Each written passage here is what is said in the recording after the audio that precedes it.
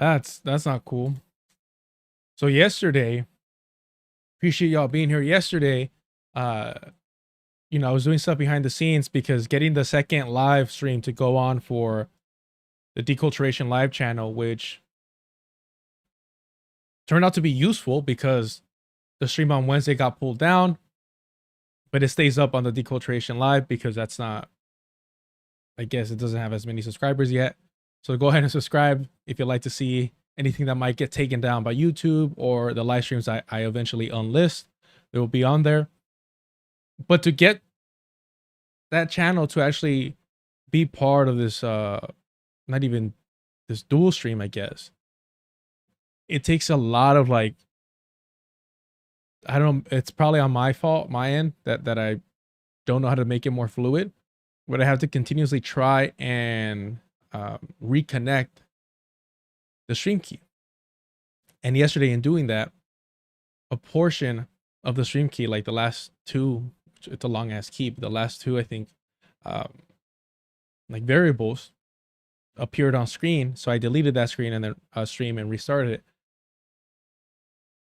I don't know why this is the second time now that out of nowhere OBS changes without me doing anything my waiting screen to my main screen. So that's a little worrisome, but hey, it is what it is. All right, so we're still on Graham Platner. I know it might get a little bit annoying. There's going to be the crazy unsettling part about this all is that we got 8 months. There's plenty of time for these Radlibs, Dem Socks, Sock Dems, Progressives, whatever the rebrand is of Wonder Bread, Tube and the board left, whatever they're calling themselves today, tomorrow, what have you. They have 8 months to find a new candidate. DSA Maine, I don't know how active they are, but there is a branch of DSA Maine that has not endorsed Graham Platner. So it leads me to believe that like you have plenty of time to push your own candidate. And if you're worried that it's going to split the ticket with Mills, then can't you make that argument against endorsing any other DSA member? When a Democrat, because that's what Graham Platner is, he's just a plain old Democrat, gained some popularity. You have 8 months to take that popularity with him. Where's your political Machiavellian savviness? What's going on? You're just taking the easy road, right? Tailism. Tailism, when you decide to follow the masses, when they're wrong, when they're incorrect, when they're still backwards in their way of thinking.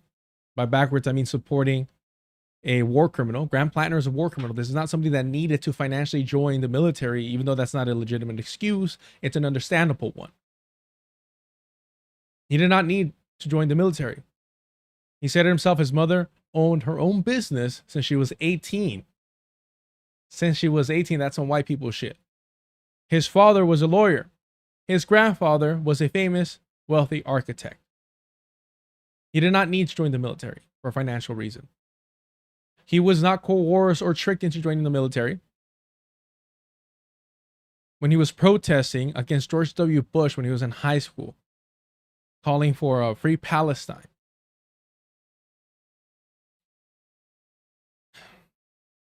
it's just so annoying, frustrating, but I do think this is a pretty, I wouldn't say great. I think it's a solid interview. Why wouldn't I say it's great? It's because I don't think there was enough pushback where there needed to be. But like I said, we've kind of been lingering on this for a little bit. And so let's hold off on this part of it. We haven't done a lot of reading. There's going to be another short stream. Literally, like all I've been doing, I've recorded some stuff of me running my mouth that I'm going to have to re-record, to be honest with you. I'm happy with what I said, but just the flow is going to be different now with the brutal amount of receipts that I'm bringing. It's going to be a long video. I wanted it to be like 30 minutes. It's going to be like 45 minutes minimum. Because I at least have right now 10 to 15 minutes of clips. Nah, it's going to be like 10 minutes of clips. I have like 10 minutes of clips. Probably 15. Of clips. So I had to at least do twice that amount of me speaking so that these white people don't like flag me for copyright or some shit. But I need to do that. I need to do this with the clips because, look, I don't care. I don't care if this gets a lot of views. My concern is that nobody's going to document all these the white left, normalizing, defending, excusing, and lying, straight up lying about Graham Platner. That is my concern. That this is going to be forgotten in 8 months. That it's going to be something memory hold. But they are proactively lying on behalf of Graham Platner. They're all pretending. I could just make a fucking montage of every white leftist saying, I didn't know it was I didn't know about the Nazis. What are those? I didn't know. What? And it's like the utter bullshit. I don't know if this is like gonna get like copyright strike. I don't know who owns this. But this belief that Graham Platner didn't know. You could say I don't know what the TomConf is. I didn't know it by its name. But you could recognize it as a Nazi symbol. But even then, if we want to be generous to these white people, they all know it's a death symbol. That he got to celebrate his war crimes in Iraq. Watch this. Have courage, my friend. Yeah. Hans, I've just noticed something. These communists are all cowards. Have you looked at our caps recently? Our caps? The badges on our caps. Have you looked at them? What? No. A bit? They've got skulls on them. Have you noticed that our caps have actually got little pictures of skulls on them? I don't, Hans, are we the baddies? Super fucking famous famous clip, comedy sketch, 2.2 million views. I'm not saying Graham Platner saw this, but what I'm getting at is that the SS uniform and the skulls are a prominent Nazi symbol. I think next to the swastika, the skull, no, it would be third because the second would be the SS Thunderbolts. You have the swastika, the SS Thunderbolts, and then the skull. So you have no excuse, especially for somebody that claims to be a history, like buff. Somebody who's repeatedly, in his defense of getting the skull tattoo, has mentioned that countless of infantry members have gotten skull tattoos that were involved in military combat. So I don't know if there's going to be a flag. we should be able to hold them at this point here, at least for a few hours. Why skulls, then? What? Why skulls? Well, maybe they're the skulls of our enemies. Maybe. This part is the one that I actually want to put in the video. Why skulls? Why skulls? Because everyone's focused on the fact that it's a Nazi skull. And as we should, because I believe that Graham Platner is a national socialist, the same way that I believe that Bernie Sanders is a national socialist. He was just praising Donald Trump. He was just praising Donald Trump for his crackdown on the border. He's a national socialist. I mean, Graham Platner basically admitted to that in his conversation, his interview, his fluff interview with Cenk Uygur. He said, I am a Marine that believes everyone should have health care. Meaning, I am proud to fight for the empire. But I think that the citizens within it should be rewarded. He's a national socialist. But let's let this part finish, because this is the part that I want to include. But is that how it comes across? I mean, it doesn't say next to the skull, you know, yeah, we killed him, but trust us, this guy was horrid. Well, no, but... I mean, what do skulls make you think of? Death, cannibals, beheading, pirates. Pirates are fun. I didn't say we weren't fun, but fun or not, pirates are still the baddies. Hal Kalinske literally said this. I thought it was a pirate. I thought it was a pirate thing. These people are white leftists. The commentator white left are just brain rot. They don't even make it to mediocre. They're so fucking useless. God damn, bro. Actually, let me switch this over. So in case y'all missed it, I guess we'll go to Twitter.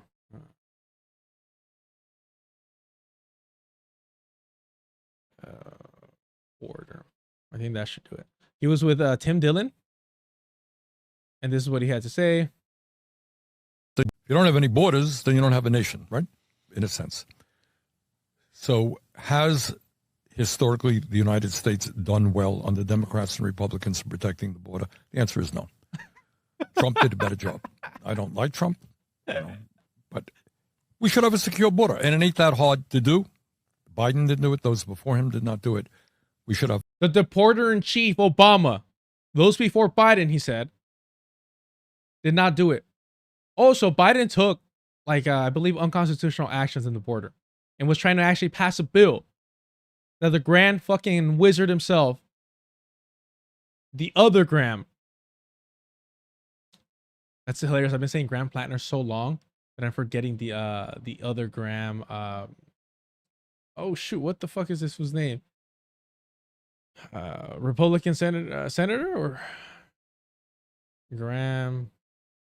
Here you go, Lindsey Graham. The other racist Graham was praising Joe Biden's bill, encouraging Republicans to vote for it.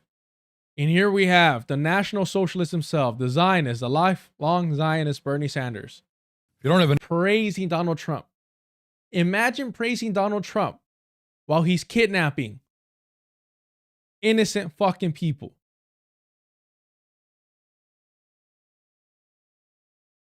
This is National Socialism. Please understand this. The Hassan Pikers, the Sam Cedars, the Cal Kalinske, the Crystal Balls, the Emma Viglins, the Cenk Uygurs, they are supporting and advocating for National Socialism. any borders, then you don't have a nation, right? In a sense. So has historically the United States done well under Democrats and Republicans in protecting the border? The answer is no. Trump did a better job. I don't like Trump, but we should have a secure border, and it ain't that hard to do. Biden didn't do it. Those before him did not do it. It ain't that hard to do, he said. The white left needs to stop missing this motherfucker's potentially robbed presidency. Because he's letting right now that he would have cracked down on the border savagely. He's saying it's not that hard to do. What is it? Just a bunch of black and brown hordes? I got this. I got a solution for that. Bernie Sanders, 2028. One last try. One last go. Let's do it. One last heart attack. Shout out to Dr. Ball. If you haven't seen it already. Somebody just posted that they were reading. Let's see. Did he put it on Black Liberation Media or did he put it on... I mix what I like. I think it's on Black Liberation Media. There you go. Yeah. If you haven't already, check this out. This one from May of 2015, presidential candidate Bernie Sanders sheepdogging for Hillary and the Democrats in 2016. I think already. It's 53 minutes of just tearing into Bernie Sanders. Gotta love it. Gotta love it. Ah, man. So what we're seeing is the rise of National Socialism, and you've heard me express my concern about populism. I've said populism in a settler colonial project lends itself, is rooted in the colonizer, in their needs. And that might be beneficial to some of us around the colonizers, forced to live amongst them. But in the long run, in a white supremacist settler colonial project, populism is a white supremacist settler colonial ideology. That's what it morphs into, whatever excuses you want to make about populism. And we know Thomas Frank, I was reading his book, it's very difficult to get through a book that you know is bullshit. You feel like you're wasting your time. It's like watching a bad TV show and you're just I'm just reading it to hate on Thomas Frank. So like I'm just watching it, not even because if you're watching a bad TV show, sometimes you're like, whatever. I'll laugh at it. It's not that. It's not that type of bad.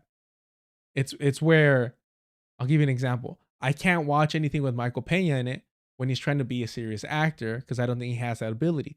He has great comedic chops, I think. What is it? 30 Minutes or Less with Jesse Eisenberg. He was great in that when he played the Cholo.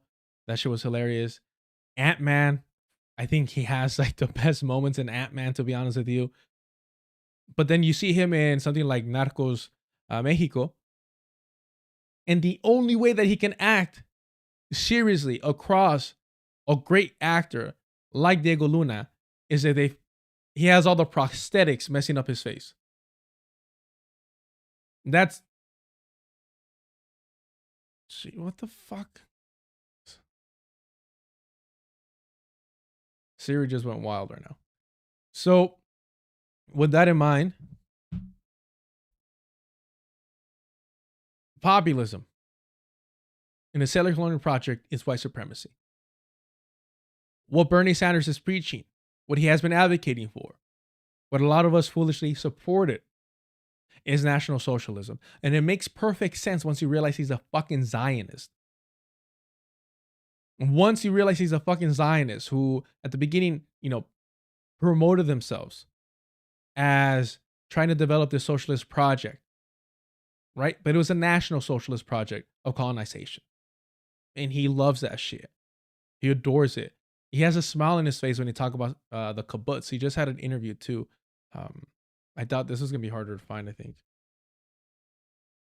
Kibbutzim.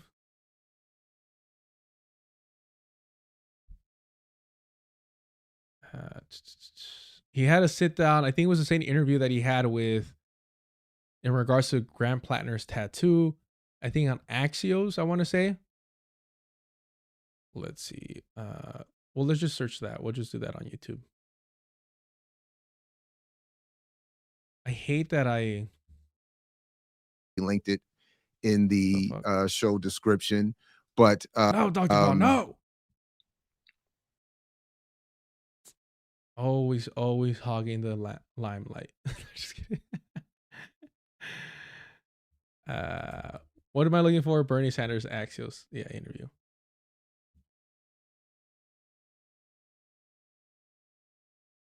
It just happened to I'm assuming this is a longer one. It's 30 minutes. Hopefully it has it in this. I haven't seen okay, fucking literally fuck. Isn't that hilarious? I don't know if y'all can see it. Yes, you can. Okay, in my search bar, I hit Command F, and I had already put Zionist from a previous video I was looking at. And it applied perfectly for this. Awesome. Would you consider yourself a Zionist? No. This is gonna be part of a bigger video I'm gonna make. There's another one. That's just a clip. Here we go. Oh, whoa. Hold on.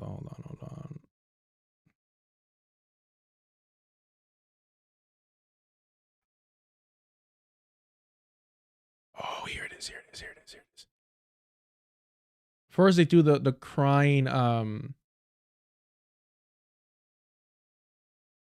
Hold on. We gotta watch. We gotta be fair and let do the whole segment of this portion of. It's just yaps about fucking APAC. Always yapping about APAC. That's the new thing, by the way. If you see Jennifer Welch, yapping about APAC while cozying up to Kamala Harris, know that they're full of shit.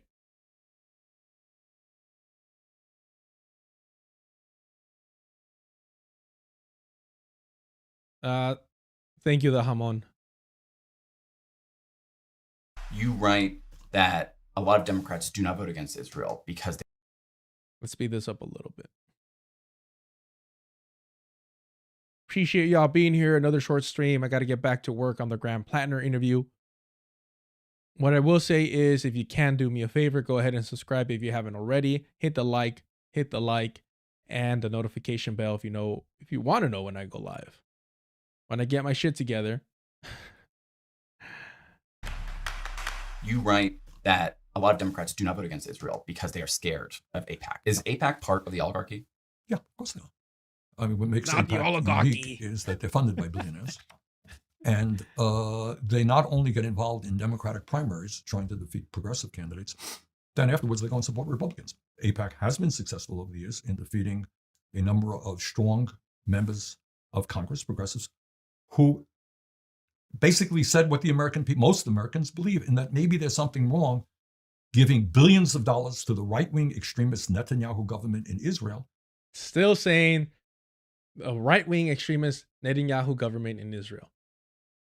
There has never been a Zionist government that has not been right-wing and extremist in their colonization. So that they can kill or injure 10% of the population of Gaza, over 200,000 people, mostly women, children, and the elderly, destroy the entire infrastructure, hospitals, schools, water systems. Maybe, and now, in the last couple of months before the, quote, hopefully, ceasefire, starving children. So what? You know how sick you have to be to know all this? To say this shit out loud and still support the existence of the Zionist fucking project. Again, Malcolm warned us about how insidious these fucking liberals are. People were saying, I don't think our taxpayer dollars should go to starve children in Gaza. And AIPAC said, really? Okay, we're going to spend hundreds of thousands, millions of dollars to defeat you. And in some cases, they've been successful. Your family has faced anti-Semitism in its history. Your father fled Poland in the 1920s, violent anti-Semitism. Your uncle was in a ghetto and was killed by the Nazis. I'm curious how that family history has shaped your views of Israel. And well, let me Gaza. add that something.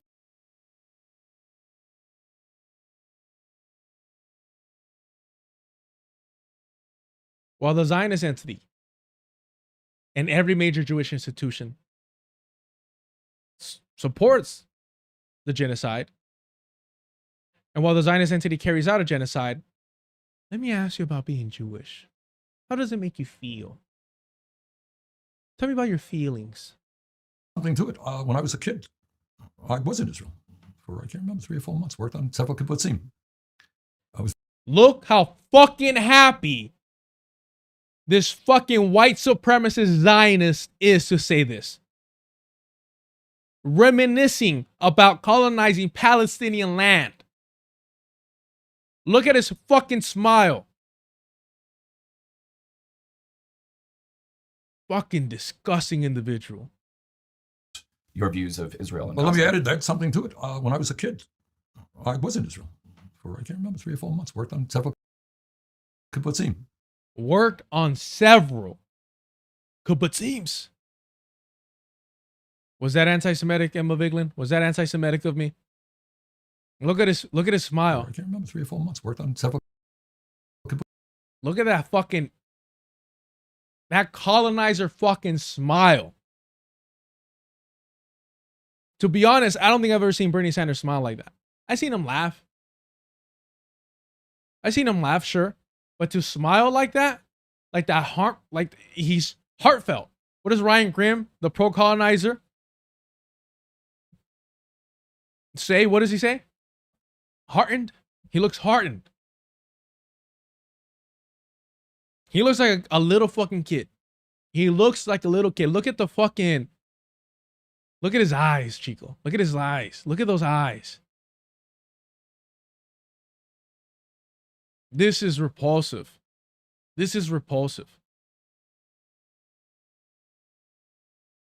is something within him that is fucking wrong. And it's that need to colonize. And I'm talking about fucking Europeans here. Don't give me none of that fucking anti-Semitic bullshit. Whatever religion you want to manipulate to colonize and excuse your fucking barbarity, your atrocities, your destruction of the fucking planet, your extermination of indigenous people, whatever, whether it's a fucking Christian Catholic cross, or now the fucking Star of David. I don't give a fuck. You use that shit as an excuse. We know that the founders of the Zionist project were fucking predominantly atheists. Curious how that family history has shaped your views of Israel. And Well, let me Palestine. add something to it. And then he notice how his voice goes down a little bit. It's not shame. It's kind of like, you know, just reminiscing, like just good times, the good old days when we kicked out Palestinians off their land, and I was young enough to help establish kibbutzim, aka fucking settlements. There is no difference between a fucking kibbutz and a fucking settlement. And he's glorifying that shit. When I was a kid. Look at his smile. Look at his fucking, let's slow motion. We gotta slow motion that fucking shit. Look at his fucking, god damn, it's disgusting, bro. Look at this shit. This is the face of a white supremacist. This is the face of a colonizer. And until we understand this, until we embrace that reality, we are putting ourselves in danger by aligning ourselves, by creating coalitions, by following people like this. Zionism is white supremacy. Zionism is white supremacy. And I always bring this up not to be sympathetic to these colonizers, but to be upfront. Look at the way that they treat black Jews in the Zionist entity. Forced sterilization because they don't want the population of Jewish people to grow. They want the population of Europeans to grow. The Jewish aspect is just a tool. The same way that Catholicism was just a tool to colonize the so-called Americas. The same way that the fucking Protestants, oh, we're running away from religious persecution, so we have to exterminate all the savages that helped us fucking survive. Because God told us to. Look at this fucking smile. I was in Israel for, I can't remember, 3 or 4 months. Worked on. Look at that fucking smile. He's bragging about contributing to the colonization of Palestine. He is bragging about contributing to the colonization of Palestine. There's no other way to look at this. This is a reality that they will tell you, the white left, you must deny. Remember, Emma Vigeland said, I wouldn't call Bernie Sanders a Zionist. And now what is she saying about Grant Platner? I wouldn't call him a white supremacist, despite him having a Nazi tattoo. It's all interconnected. It's a normalization of white supremacy on the so-called white left. Several kibbutzim.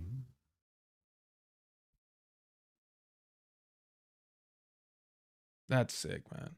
That is sick.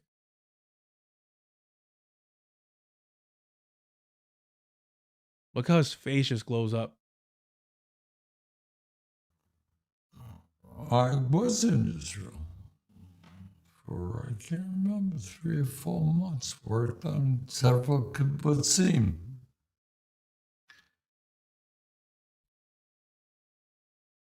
Damn.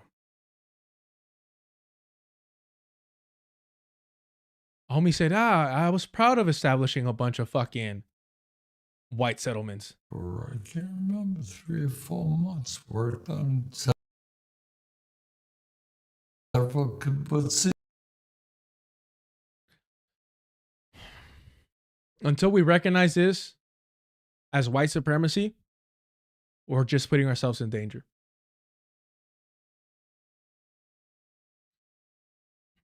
And you know what? Like, I'll be honest with y'all. Like, I do feel a little crazy pointing this simple shit out.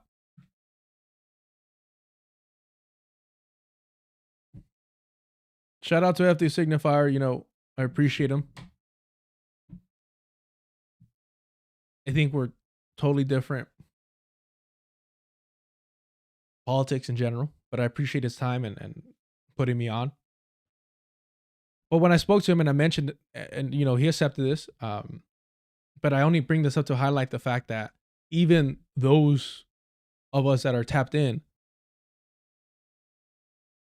don't acknowledge Bernie as a white supremacist. Because when I mentioned Bernie is as Zionist as you can get, I'm talking about not the most extreme Zionist. I'm talking about fundamentally, his support, his continued support through a genocide, his lifelong support of the Zionist entity. That is the foundation of Zionism. That is the foundation of Zionism right there. Of a Zionist fucking supporter. Look at that face. He will never stop supporting the Zionist entity. He will take his last breath. I have to remember, I got a warning. I got to remember, I'm not trying to get a strike. He will take his last breath as a Zionist through and through, witnessing a fucking genocide of Palestinians. He will take his last breath and probably smile reminiscing about his time in the kibbutzim. Man. What the fuck were we talking about?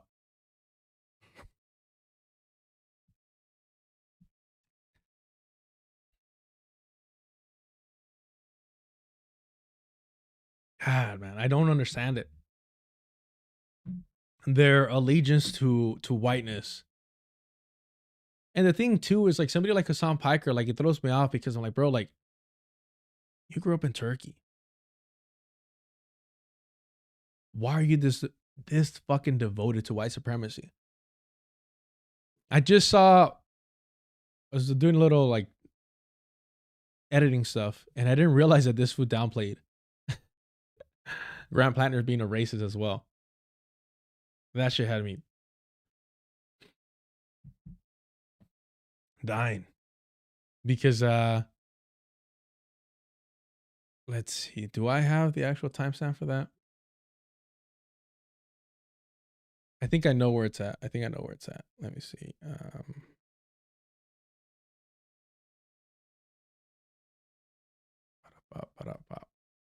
Was it this one?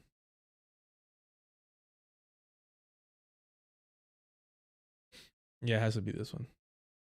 Oh, he talks about is it here? Reddit post. sorry. It's still slowed down. Nah, vocal fry and slow down. That I thought he was being racist on, but he was just straight up asking on one of. Here we go. This is how Hassan Piker, who has had a lot of moments that have demonstrated his anti-blackness and downplaying Grant Platner's racist ass comments, his sincere question, his sincere racism. Let's give him that sincere racism of why black people don't tip. And here we have a white man, multi-millionaire white man over here, explaining to his audience that nah, that wasn't racism. Weighs it on the tattoo. Okay, but I don't place a lot of emphasis on this person's attitude because like the Reddit posts are nothing in comparison to like even the black people don't tip thing was literally like one of those like Reddit posts that I thought he was being racist on, but he was just straight up asking on one of those like, what would you be able to ask if you felt like there was no, like it was one of, I forget what Reddit it was, but it was not even like as bad as I initially thought it was. White man Hassan Piker saying Grant Platner is not a racist. Just asking an innocent question. Why don't black folk tip Hassan Piker? Claims that's an innocent question. Though it's not, you know what it is? It's not just excusing a white supremacist.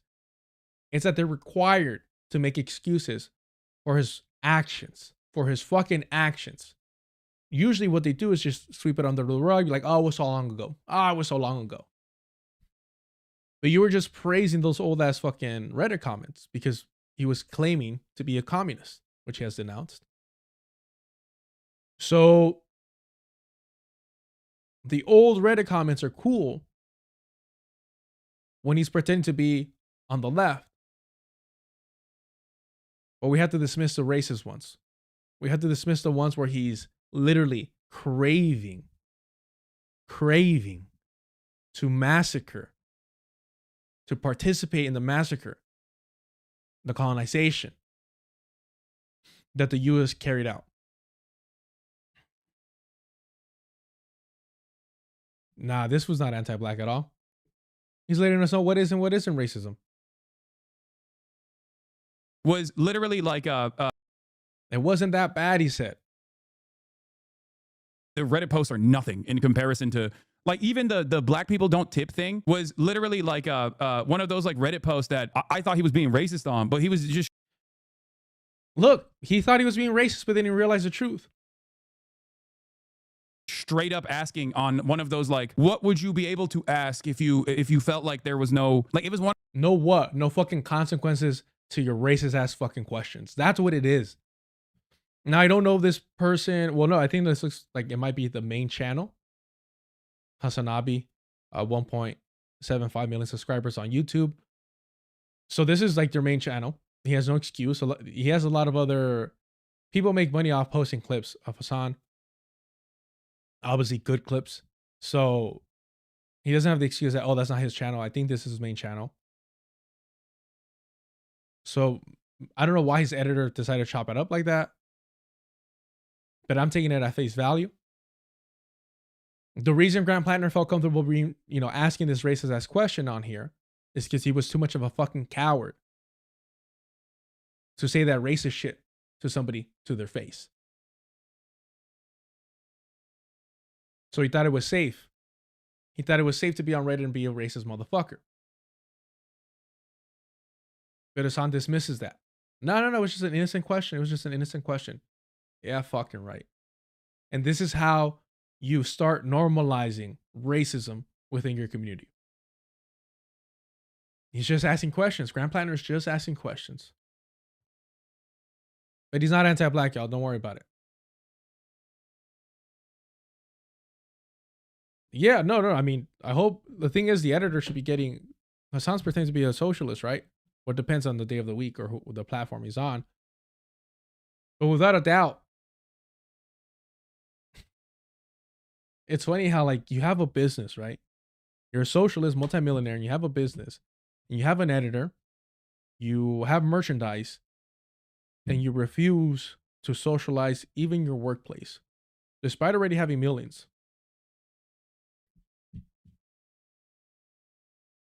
Don't talk about it, be about it. It's that simple. You're already born rich. So we'll go over this for a brief moment, then we'll wrap up with some reading here. I do look, David Sorota's a little bit of a weirdo, not gonna lie, but I was surprised with these questions. It's just 45 minutes. We won't watch all of it. But yeah, we'll start here. Of course, Graham Platner himself. So first and foremost, Graham, thank you for being on the show. Really Too fast. Hold on. appreciate it. No, thanks, David. It's my pleasure to be here. Okay, so the first question we're just going to open it up to you is about why are you running for the U.S. Senate? What are the central things you hope to accomplish if you were elected senator?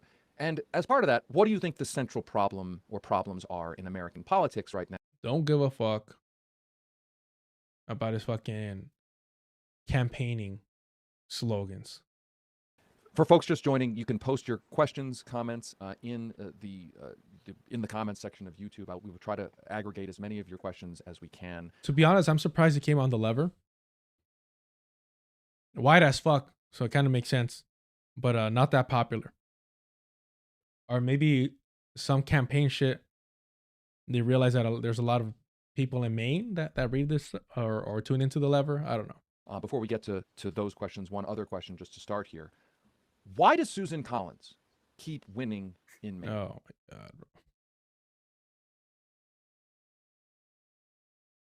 Who don't know much about you and say, hey, those comments were only a few years ago, so they must asking at one point, why don't black people comments here?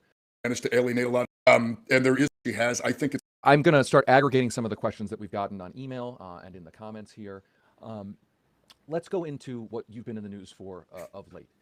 To be very clear, very, very clear, and he might have already done this.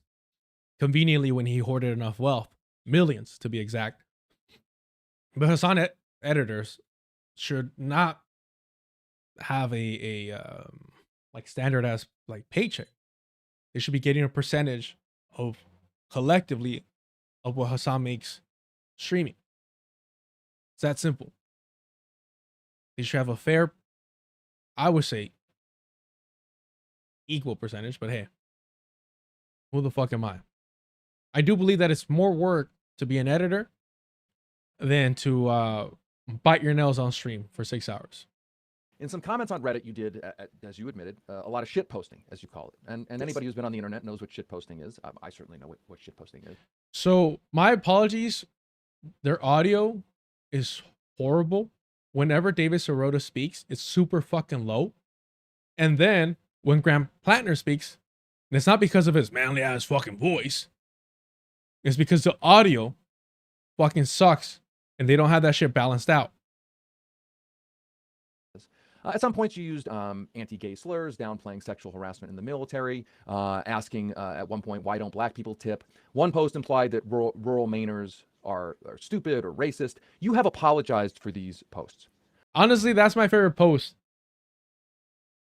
That's my favorite post. I'm not going to lie.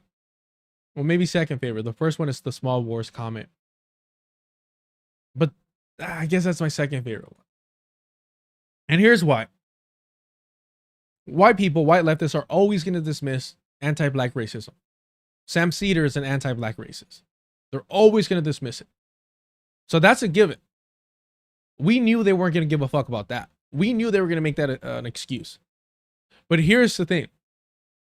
One of what their big fucking like anchor is that Graham Platner is just a white working class male. He represents Maine. He is who Maine is. So we got to support him because Mainers love him. And that's why they're fighting over how rich he was, how wealthy he grew up. Forget the fact that your mother opened a restaurant at 18. The fuck? Just like that. 18 and you get a restaurant. All right, let's believe that bullshit. His father's just a small time lawyer. Man of the people. All right, sure, let's believe that. His grandpappy, famous architect. That's as working class as it fucking gets. Graham Platner, boarding school. So they have to create all these excuses of why he actually represents the working class despite not being of the working class. Even when he was in the military, that's not fucking working class. We recognize that pigs are not part of the working class. It's that simple. Dogs of the state, dogs of the empire are not part of the working class. So realistically, Graham Platner bartending for a year or two before his bloodlust overwhelmed him and he had to get back into the front lines. Few years as a bartender and his time now as an oyster farmer. Mind you, he owns his own oyster fucking farming company, whatever the fuck they call that shit. I'm just a fucking I'm a city boy, right? What do I know? He's only been part of the working class for a couple years. He's, despite being in his 40s, he has only been part of the working class for a couple years. Because even now, he's petty bourgeois. Even now. I said petty. Petite. Petite. I'm the petty one. So the excuses they make for him are just ridiculous, right? But that's the branding. That's the PR. Those comments that he makes about white working class people being stupid and racist, it bursts that fucking bubble. And that's why they don't talk about it. And that's why the Sam Cedars, the Emma Viglins, they don't talk about that shit. Hassan Piker thought that shit was funny. But that's because he's a fucking elitist. He was just bragging about his fucking bachelor's degree. You know how fucking pathetic you have to be born rich. To be born rich and brag about a bachelor's degree. Homie, for rich kids, a bachelor's degree is like a high school degree. It's a fucking given. You should have a master's. That's something to fucking at least brag about. I think that's a little embarrassing in general. But when you're a rich kid and all you have is a fucking bachelor's and you're bragging about that shit, chingate, cabrón. That's the bare fucking minimum when you have access to all that wealth, all that fucking privilege. What do you say to people who don't know much about you and say, hey, those comments were only a few years ago, so they must reflect who you are right now? One, the ones about military sexual trauma, which, by the way, I fully abhor what I said then. I said that in 2013, a year that I got out of the year after I got out of the infantry. I didn't know what I was talking about.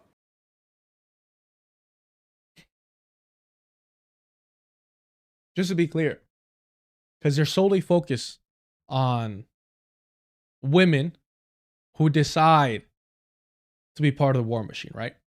That's their main focus. Not about the countless sexual assaults that the U.S. military carried out in Iraq and Afghanistan. That somehow isn't mentioned. That is somehow not the focus. Like if he wasn't fucking aware of that shit. I spent my time in the service around men in the infantry. Back then, it was an all-male branch. I had no idea. And very quickly, I changed my tune because in college, I met a number of female veterans, all of whom had stories. And I realized that I had no clue. And in fact, you can find comments later on in which I very much changed my tune on that. Same with the tipping, the question about tipping. That was in 2013. I had just started bartending in Washington, D.C. And I just started bartending in Washington, D.C. First time being around color folks. And I gotta do it right. I just started bartending in Washington, D.C. First time being around colored people, or folk, if you will. And I was like, God damn, why are they so cheap? Why are they so cheap? Why aren't they tipping me? What is wrong with them? What is wrong with them? YouTube, that was a fucking joke. I'm making fun of somebody being a fucking racist if that's not fucking clear enough. The comments about, there was a Bronco Marchitich did a very deep dive into my Reddit comments, and if you read them, you will see that I in fact spend the vast majority of my time going to bat for rural Mainers because I am one. I am a rural white Mainer. I grew up as a white guy in rural Maine. I have lived in rural Maine since then.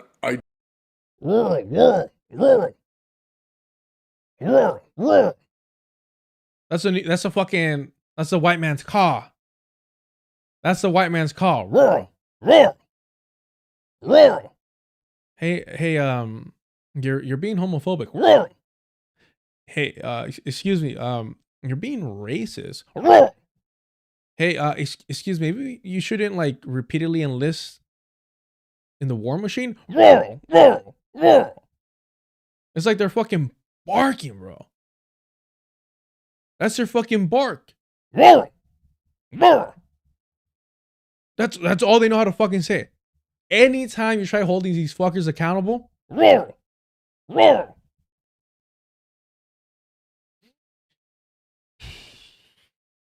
Add that to the fucking dog whistle list. God damn. Pinches animales, como perros cabrones.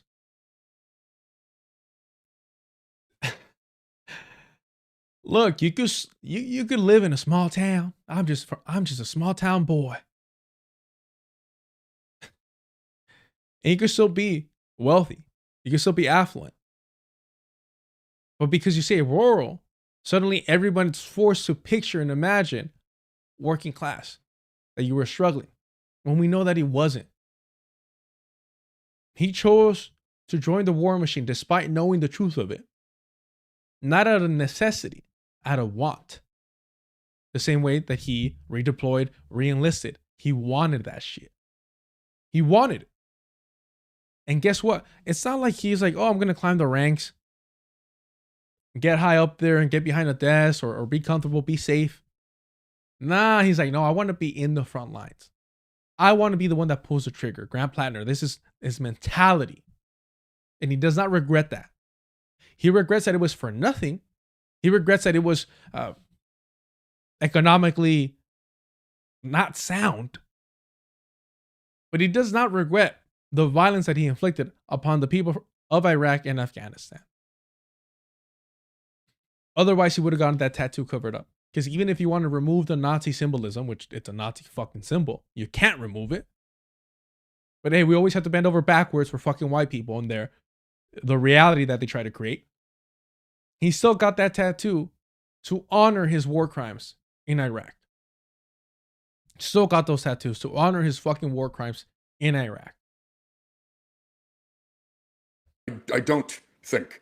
But don't worry, he's not a white supremacist. That rural manners are stupid or racist, because I'm one of them. And many of them are my neighbors and my friends. And again, everybody chose one comment I made and then ignored the myriad of others in which I said the exact opposite. And I will just say that I made that comment because I was arguing with somebody on the internet and trying to win an argument. It's not reflective at all of my actual beliefs. How many times does this motherfucker, Grant Platner, have to tell you, I will lie? How many times does he have to say, I will lie? When asked about claiming that he was a communist, oh no, I was just trolling. When asked about why he was calling his fellow white Mainers stupid and racist, oh no, I was just trying to win an argument. Guess what? He's trying to win a political office. He's trying to win a political seat now. How much is he willing to lie to us, to you? If he was willing to lie for a fucking Reddit argument, what do you think he's willing to do now? What do you think he's willing to do now?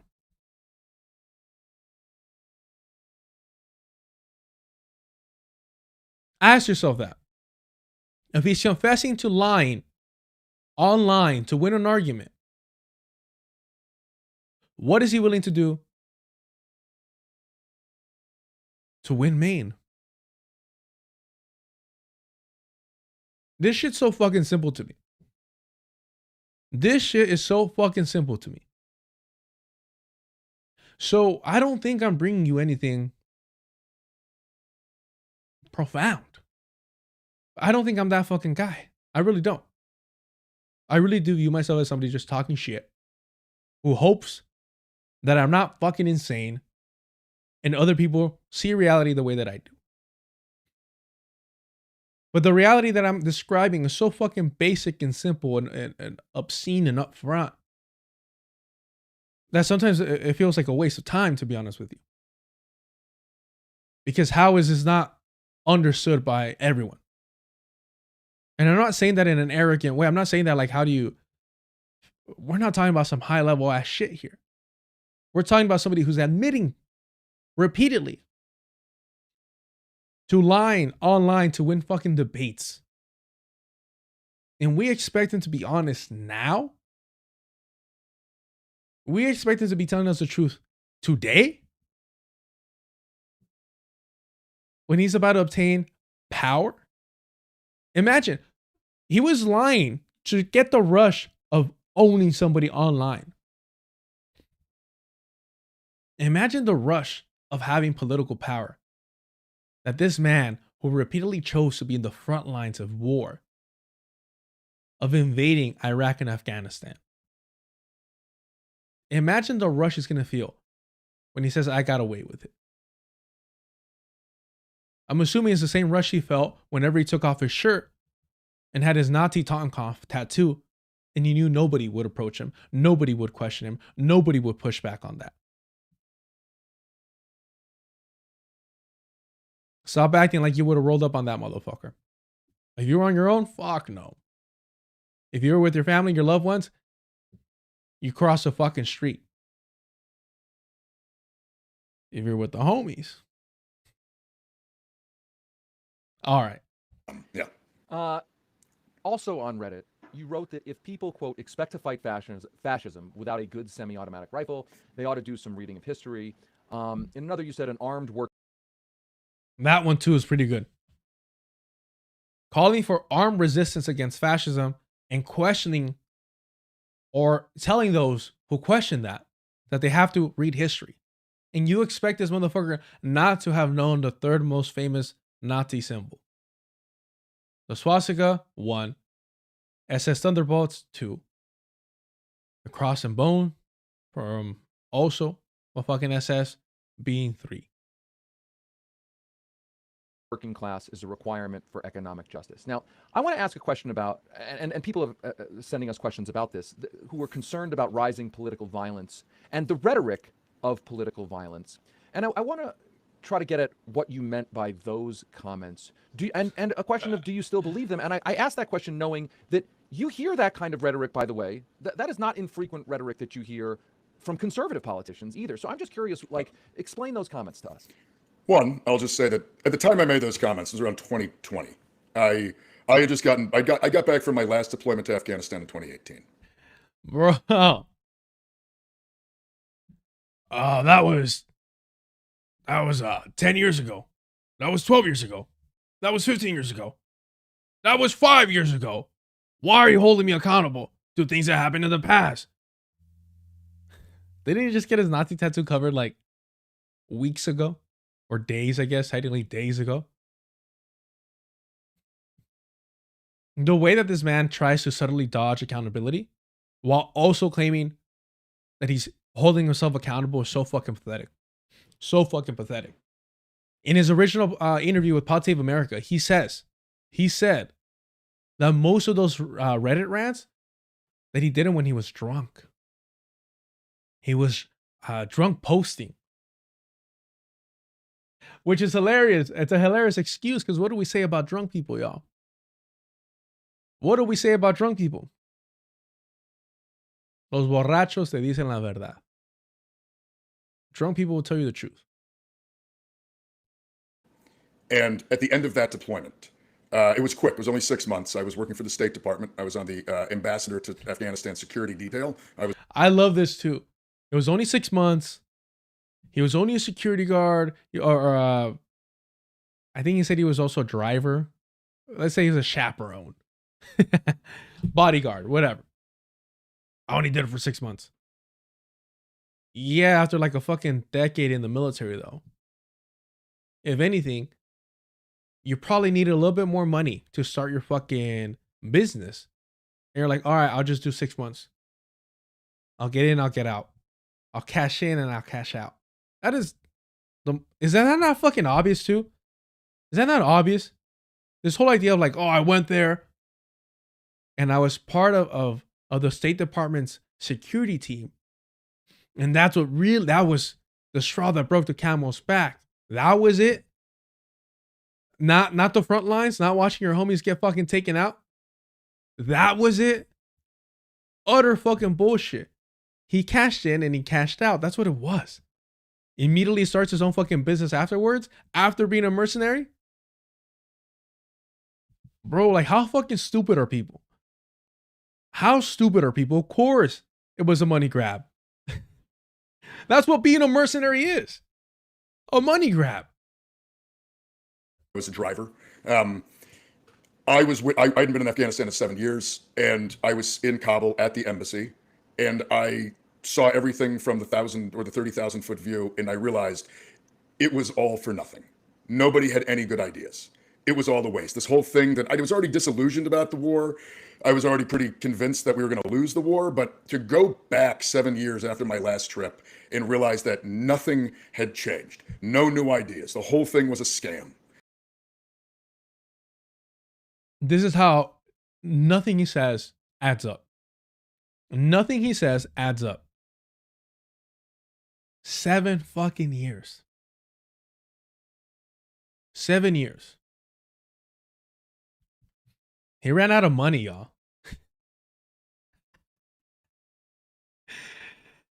At least he didn't have enough money to start a business. And it's not in the way that Emma Vigeland says of like where he was going to go homeless. Nah, he ran out of money to start a fucking business.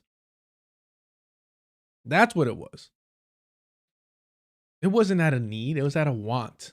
It was out of a desire to be a fucking business owner. Not to put food on the fucking table. Not to put food on the table.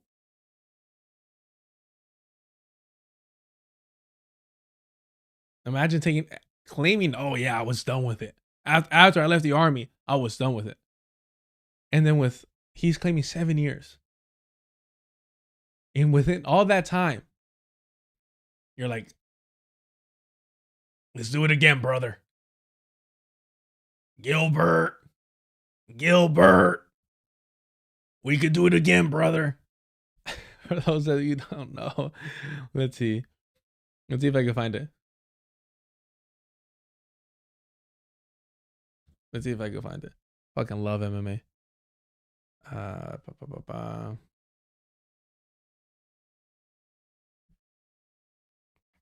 they not going to show it? Ah, man. They don't have it. That was a iconic moment. Dan Severn.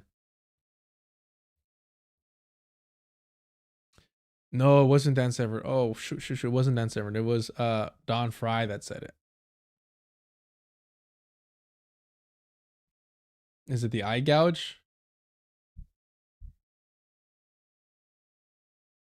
No, he got eye gouged.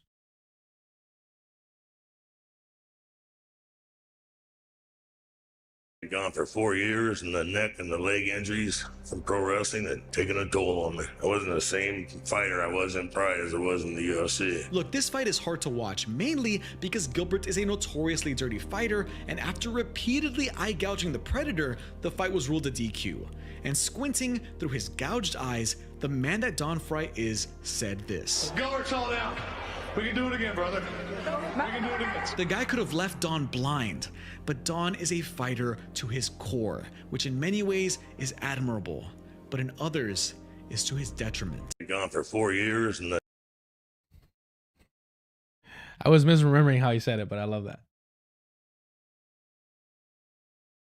The whole thing existed to steal money out of taxpayer coffers and give it to contractors. At least that, I quit in disgust in summer of 2018, and I got really critical and really angry. And I leaned into, I would say far deeper critiques of Hold on. Did he say that it was 7 years ago, or there was a 7-year gap? I think I misheard him.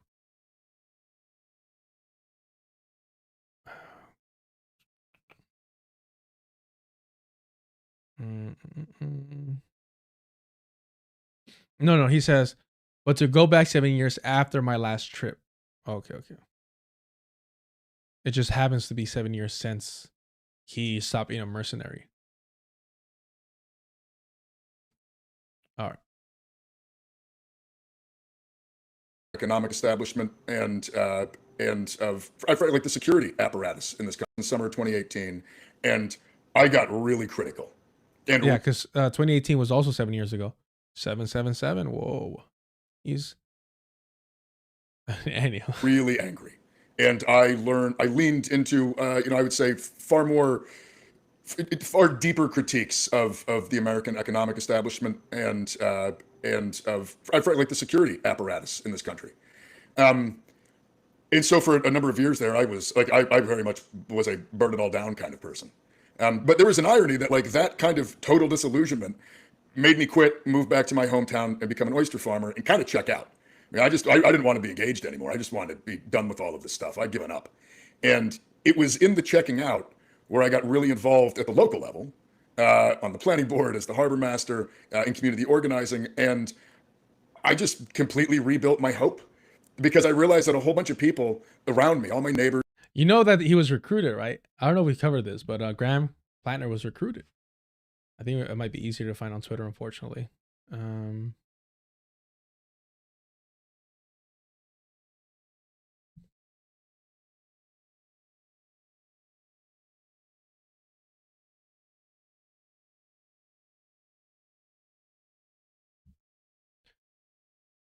I spelled that wrong. Closer, maybe? Let's see.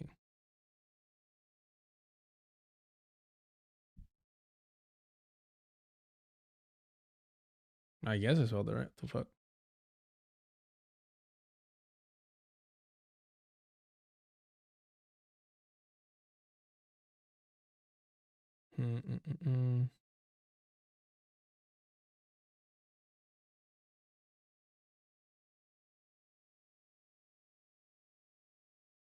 Remember, North Star Radio might be against Platner, but still supports being a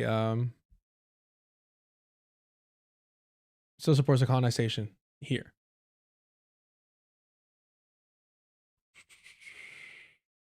No, this isn't it. Let's see.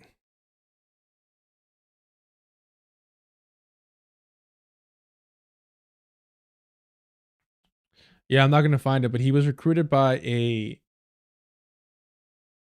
That's why he didn't come up from like the DSA or something like that. But he was recruited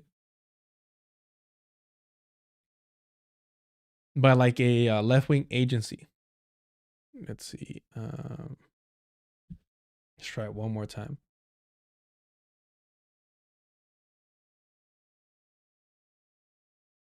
Recruited, scouted. What are we doing?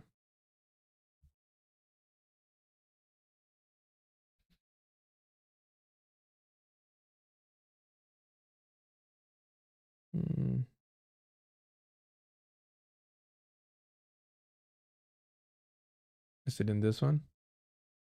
No, political. No. I just don't, and I know I get distracted, y'all. I just don't like saying shit without providing actual context. A lot of these streamers do that, and I don't understand why. It's up to you what you bring up. It's up to you how long you're gonna stream. Why not take time to actually provide evidence for your fucking statements if you can do it, or at least give it a good old fucking try, you know?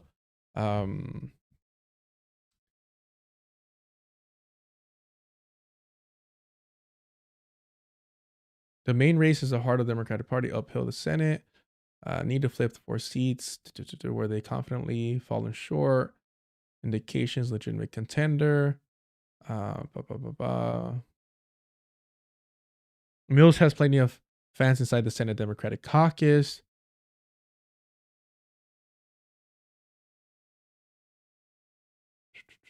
Who view her? Oh no, Mills. Mills has, yeah, Mills.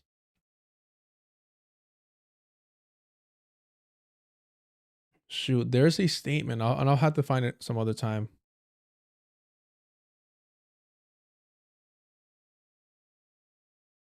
Where it was stated that, yeah, they found this food, they like what he was doing, and they jumped on him. My apologies. All right. Where were we? My community members, people I didn't even agree with. They were all good people. All of them were good people trying their best in a larger system that was not going to let them succeed. And people respond to that in a myriad of ways. I lost that kind of more nihilistic version of things. Now, don't get me wrong. I think that people should have the right to defend themselves. I think that historically, yes, there is plenty of evidence that fascism has needed to be fought with force. Historically, there has been plenty of evidence that fascism needs to be fought with force. But he didn't know what the SS were rocking. White people will rather have you believe that they're fucking stupid than to be honest and say that they're fucking white supremacists. I mean, I think it's very difficult for me to read a history book and not see that as a truth. Pointing that out, I don't think that's not a call to violence. That's merely an acceptance of what has occurred up until this point in history. I do think people should be able to defend their communities and defend themselves. And I mean, we have a Second Amendment in this country for a reason. And it is but I'm not where I was when I wrote that stuff. I'm not as kind of as dedicated, I would say, to the idea that we need to rip it all down. There are elements of the system we need to rip down, very much so. And that's what I'm trying to do, honestly, with the Senate campaign. But it needs to be done in a way that is, I think, very based around the idea that working people, regardless of where they fall in the partisan divide, actually have everything in common. That it is working people whose material needs are the same. And my language now, my belief now, is significantly different than it was even 5 or 6 years ago. Mostly because I moved back into my hometown and witnessed, frankly, just what people what people together can accomplish when they realize that they're all kind of in it together. And that gives me an immense amount of hope. We'll get back to a question. I have a question. I know this is brutal to listen to. He rambles and rambles, but he like repeats the same talking points just in a different order. But it's all about my hometown, rural. It's the same fucking shit. Like they had this guy well trained. In a little bit about the Second Amendment, but before we get to that, we got a lot of questions about the story of your tattoo, which I think most people have probably who are tuning in have heard about this. Again, do you see the difference in the fucking audio? It's so fucking frustrating and annoying. And I mean, it would already annoy me to begin with, but knowing that I was gonna have to like share this with y'all, it was so enraging.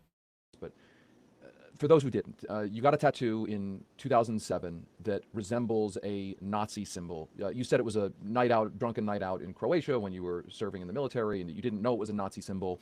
Though there are allegations floating around that you did know it and joked about it. You've now had it removed, and you said you're not a secret Nazi. Look at this. Credit to the fucking lever for this question. I don't think the follow-ups or pushback were there, but the fact that he asked those questions, I appreciate it. But I also feel like the excuse is not going to be like, well, he was asked and he answered those.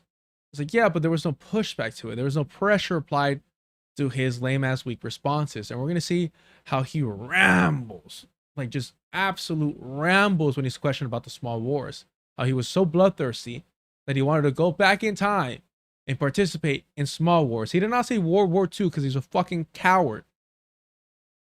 He said small wars where the US can stomp out usually indigenous people. Black and brown people. That's what he wanted to participate in. He's a fucking bully. He's a fucking psychopath. But you're also a history guy. So one of our readers, Jane, asks, this is her question. Jane. How did a self-proclaimed history buff not notice a Nazi tattoo on their own body for many years? So let me go back a little bit, and I'm going to raise the volume just for a second while he's delivering that question.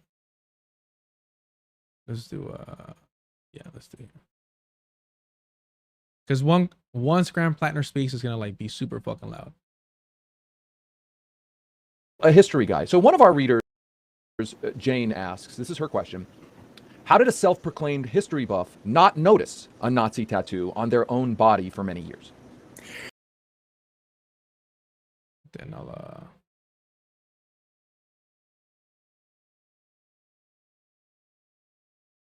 Like I have had a skull and crossbones on my chest for going on 18 years, and that is how I always viewed it. I have seen similar skulls and crossbones on other American military units. I saw them in French Foreign Legion units. I mean, stylized skull and crossbones are kind of like it's the bread and butter of combat units, I think, for pretty obvious reasons. What are those obvious reasons? What are those fucking obvious reasons? He says shit like this. Oh, it's pretty obvious. When he was speaking to Jane Huger, oh, we don't have to get into the details of why. Do you understand what he's doing here?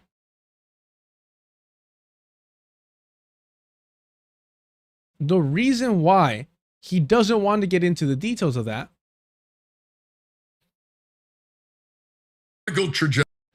is because he knows that the details and the true reason why he got it, even if we want to say that he's not a Nazi, that the reason why he got a Nazi tattoo was to honor the war crimes that he committed in Iraq. That's why. He's saying it's obvious why I got it, because I'm proud of the massacres that I committed, because he was a machine gun guy, machine gunner. Watch, we'll find it here. It's literally, he says details. Give me the transcript. Give me the transcript.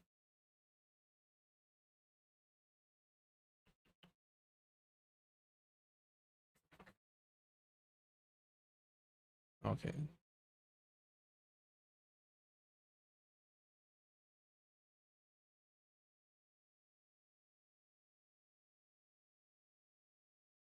Well, let's start there. 7:35. And in talking to them, because I'll be honest, when they first came to me, they were like, "Do you have a white supremacist tattoo?" And I'm sorry. I'm sorry. He's giving me the look. And he looks funny too because I took off his collar. So he looks like his chest looks wider.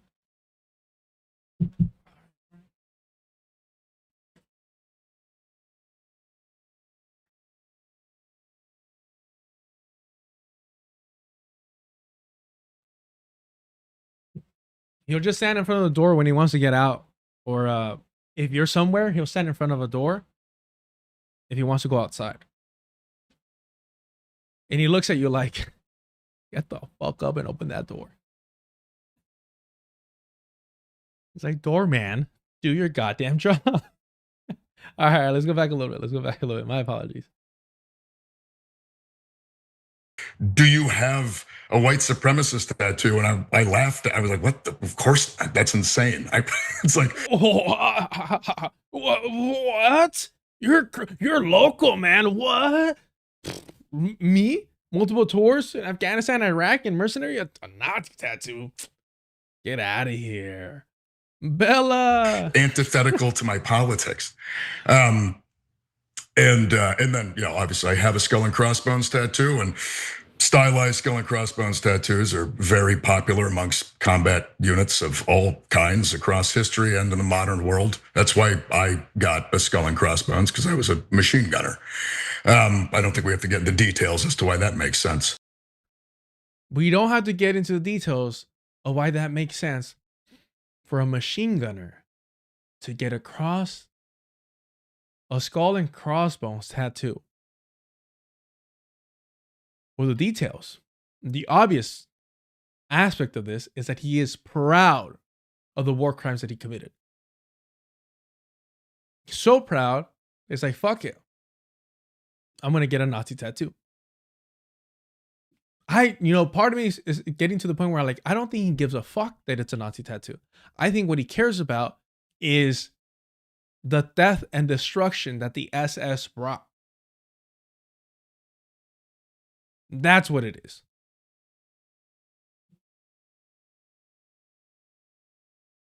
Right. But the and Jake, you go, right. Because they know this guy's proud of his war crimes. That's how I always viewed it. I got it in the Marine Corps. I've, for the record, been taking my shirt off for 20 years.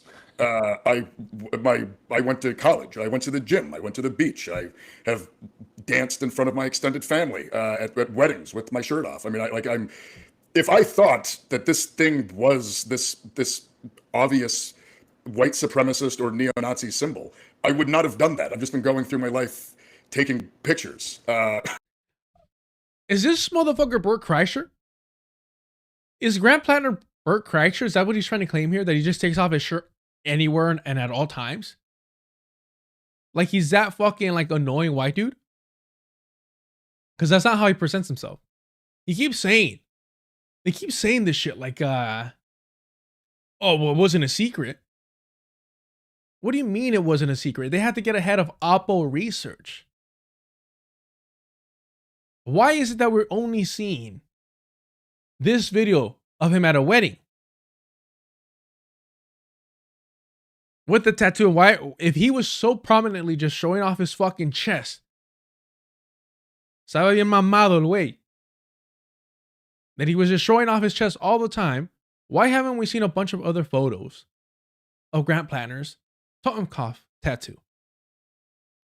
Because he put it on his chest. Because you only reveal that when you're comfortable, when you think it's safe and secure. He didn't have this shit in his forearm. He didn't have that shit on his neck. He didn't put that shit, he didn't blast his fucking face.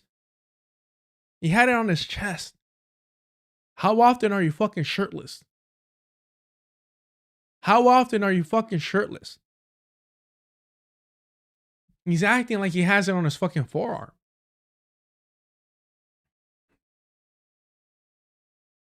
Hassan said the same fucking bullshit. Notice how these people like to make excuses for each other and play off of each other. No. What do you say? He's like, Some shit like Secret or some shit like that.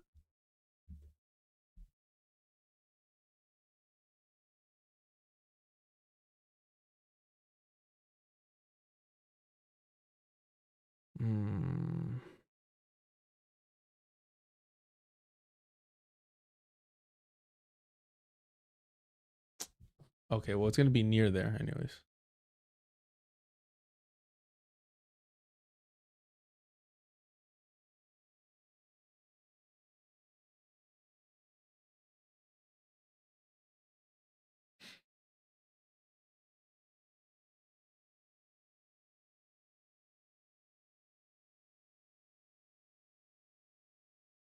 $27 minutes, Jesus, bro. Nazi tattoo. What are we doing, man? This where they're like, we don't give a like on a purely amoral political ground. Is that possible? Is this? Oh, and he's giving props to liberals for not giving a fuck about supporting a Nazi. The American median voter? Is this where we're at? Like, this seems like a meme. Oh, dude, what the the swastika tattoo? I thought it was like cool. I thought that shit went hard, bro. Like, that's why I got it. I didn't realize this was. Actually, that's part of why he got it. That is actually part. He's so fucking stupid, bro. I don't know if he does this on purpose or not. That's part of the reason why he got it. Because he thought it looked fucking badass and was going to honor and represent his war crimes in Iraq. It was bad.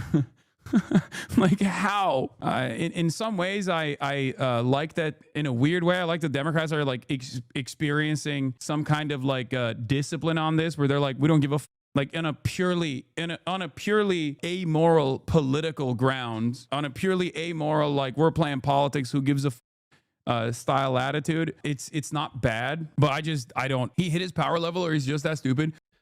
No, I know exactly when he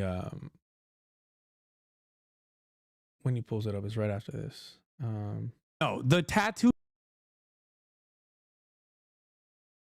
First of all, great song choice. Read through my Reddit comments.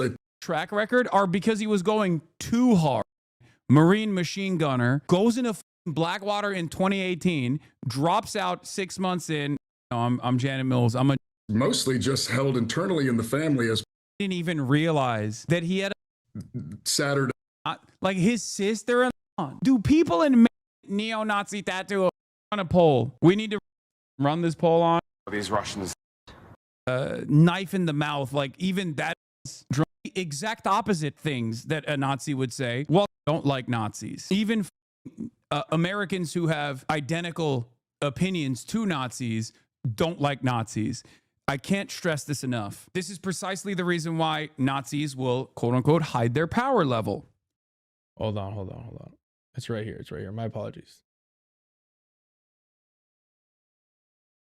He's unbearable to listen to, bro. Yeah, that's an indictment on the military. You start noticing when he talks normally and he's not trying to make his voice sound deep. Hey, man, this tracks, but these online chatters think this is something new. No, I mean, with like, I didn't know, right? But from my perspective, this is in 2018. Regular person. Here we go. With the skull and crossbones on their chest, which by that I mean taking my shirt off, performing Miley Cyrus songs in front of my extended family, and to my sister-in-law, and just taking my shirt off at the beach. Anyway, YouTube comments seemingly are on board with him, regardless. I can't imagine listening to this guy speak and hearing him articulate his evolution, then thinking, nah, let's go with a 79-year-old woman who would only serve one term, assuming she isn't annihilated by Susan Collins. Oh, Lord, if someone went through my shit, bro. Yes, you have all fucking reform Nazis are all your community, sure, pal. Who is at the very least like saying that they're at the very least, but apparently the skull tattoo is legit. Tattoo brings him back. Fucking shit. He literally says lying or some shit like that.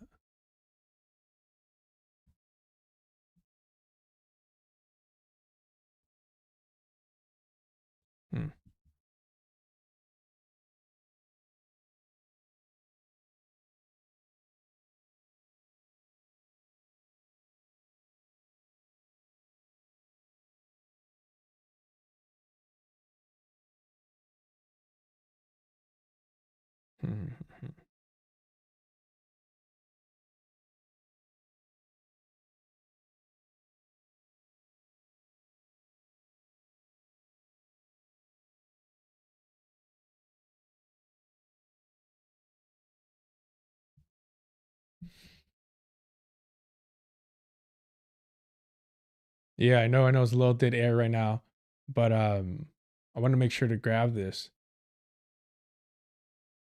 Ah, fuck, I guess I'm not gonna find it. We're 0-2 today, yo.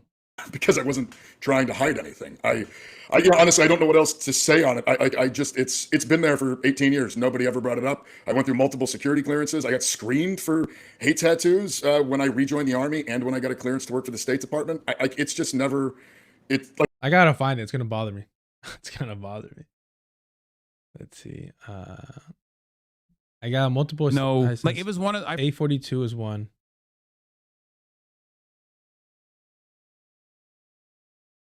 But I think we went over 842. Shocking to me. What is more shocking to me about all of this is that he doesn't have a single blemish on his private internet correspondence that even remotely leans into Nazi shit. Like not even a little bit. How is that? Yeah, not even a little bit. It's not a Nazi thing to say that they want to be part of small wars where they get a massacre weaker armies of indigenous people. Politics, who gives a style attitude. It's not bad, but I don't. He hit his power level, or he's just that stupid.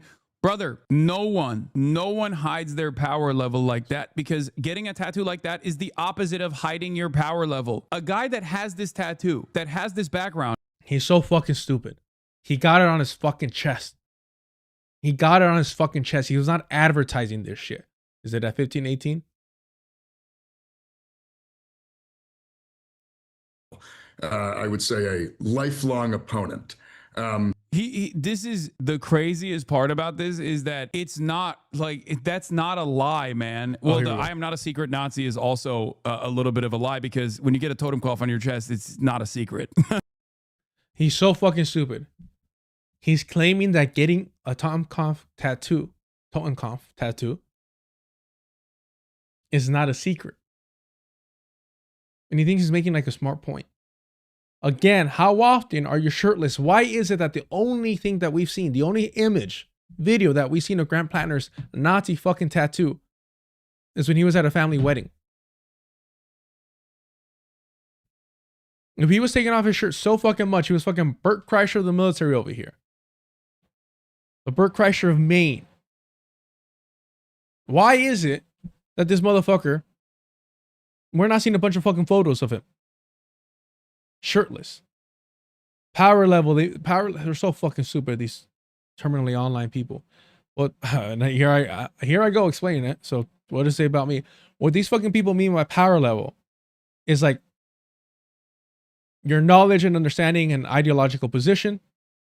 You downplay that shit around certain platforms, certain people, and you slow drip your ideology to normalize that shit so you don't get pushback. So you're hiding your true intentions, your power level, your true understanding of an ideology. It usually refers to extremists. Like, I have seen skulls and crossbones on plenty of military units throughout history. I have honestly never delved into the details of them. They all look pretty similar. So Bro. The way that they weaponize ignorance. And it's just, oh, no, yeah, I've seen it all throughout history. But I just never got into the details of it. So he acknowledges that he's historically literate and aware that skulls were prominent amongst the military all around the world, all through history. He just never got into the details of what he put on his fucking chest. Bull fucking shit. Yeah, that's, if I thought it was what it was, I would not have gone through the past 18 years of my life taking pictures with it and taking my shirt off in public spaces. So, Where are they? Especially because, I mean, I'll be honest, like you can look through my Reddit comments on this one. I've been an avowed anti-fascist for as long as I can remember. I grew up listening to the Dead Kennedys and the Dropkick Murphys. Hating. It's his new fucking go-to. I listen to the Dead Kennedys. Bro, what was the former Speaker of the House? Young dude. Part of, oh shit, the Tea Party movement. Oh, what the fuck? What is his name? Former speaker, not John Boehner. Right after John Boehner. After John Boehner.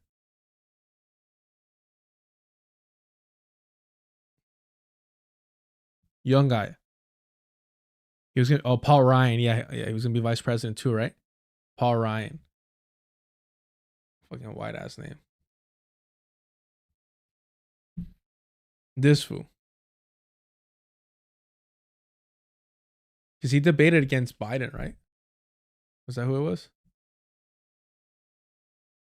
Yeah, he debated against Biden. Damn, that's when Biden had a fucking brain. Still used it for evil, but he had it.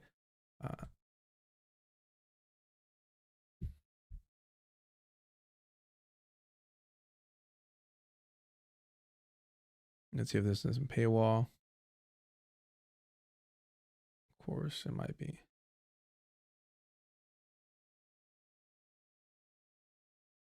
Last week, Mitt Romney picked Paul Ryan, the Republican architect of Congress' radical right-wing budget plan, as his running mate. Ryan has previously cited Rage Against the Machine as one of his favorite bands.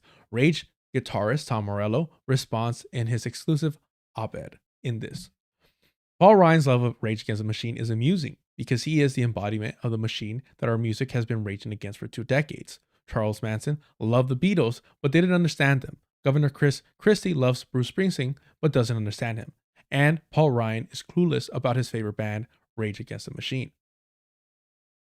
Ryan claims that he likes Rage's sound, but not the lyrics. Well, I don't care for Paul Ryan's sound or his lyrics. He can like whatever bands he wants, but his guiding vision of shifting revenue more radically to the 1% is antithetical to the message of Rage. So yeah, Paul Ryan claimed that he listened to like his favorite band and that he listens to them when he works out because there's nothing going on up there. They're not having deep, profound thoughts when it's not related to protecting the white Aryan race.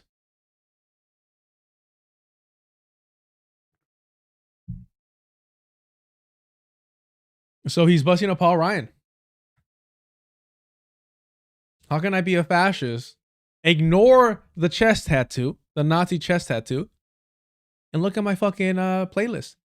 Look at my Spotify rap. Did Kennedy's, Dropkick Murphys. Yeah, it's fucking pathetic, bro. Nazis has been high on my list of things to hate since I was a teenager, at least. So, our reader, and I believe that. Look. Let's say I believe that. Nazis, he's hated Nazis, yada yada yada. Again, if you hate something, you study it, you know it well. Otherwise, how did you grow that hatred? Unless it's indoctrination. Were you indoctrinated to hate Nazis? Well, you could be indoctrinated to hate Nazis and not hate white supremacy. Remember, the U.S. military was still segregated. The U.S. did not step in to stop Nazism because it was white supremacy. Oh, it was because it was a competitor. Let's see if there's any more to this. Aiden has a question about your military service and your time as a private military contractor. He writes, quote, why after your 4 tours of combat, when you were that disillusioned you and opened your eyes up to the horrors of the military-industrial complex, why did you return to Kabul working for Blackwater as a military contractor? And he gets offended here. It wasn't Blackwater. How dare you? It was a conglomerate that just happened to purchase Blackwater and group together all of the mercenary fucking apparatus. Okay, for the record, I've never worked for Blackwater. This keeps getting brought up all over and over and over again. Because it didn't exist anymore. You would have. You would have, though. You think a mercenary is like, nope, I don't, that one, no. No, they kill too many civilians. I don't want to work for that mercenary group. That mercenary group, they have tortured people. I don't know if I want to work for that one. What mercenary group do I want to work for? They're not doing that shit, bro. If you're a mercenary, pura pinche plata, cabrón. Blackwater, I think, went out of business in 2012. I didn't go work for the State Department until 2018. It's... Bro, that's not the excuse you want. That's not the excuse you want. I wasn't able to apply to Blackwater, but I worked for the company that purchased Blackwater. And I left Afghanistan in 11, got out of the army in 12, and then I frankly was lost for a while. I was in college. I was lost. I was drifting. I was out at sea, if you will. And I said, who am I? What can I do with my life? I'm in college. I could figure it out here. Nah. Let me go ahead and snipe some more, gun down some more. I was out of college. I was bartending. I was suffering with an immense amount of, frankly, PTSD symptoms that went untreated until around 2017. Not enough, buddy. I was trying to figure out what to do with my life. And in late 2017, I was back in Maine. I had no idea what to do. I was utterly lost. I was pretty unmoored on what I didn't know what to do with my existence. So remember, he said his PTSD was untreated.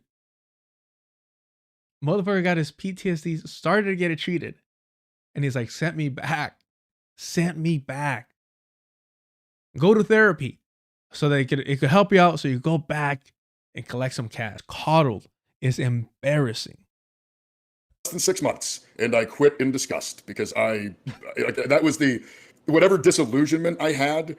It sank to something deeper. I gave up. I saw the whole thing as such a waste, such a scam, and I wanted no part of it. So I quit. He saw it as a waste and a scam. He saw it as a waste and a scam. Not as an atrocity, not as war crimes, not as violent, disgusting, repulsive. No, he saw it as a waste and a scam. What are those two things related to? Plata. He's upset and disgusted by how we fund these wars and the strategies that we use in these wars, not the wars themselves. And that's the part that everybody's conveniently leaving out, even though it's in his fucking like actual what do they call that? Oh shit. Agenda, not agenda, campaign promises.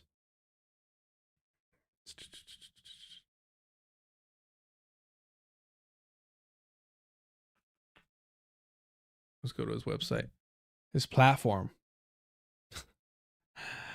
What about me, Michael? I'm smart too. Let's see. Is it this one?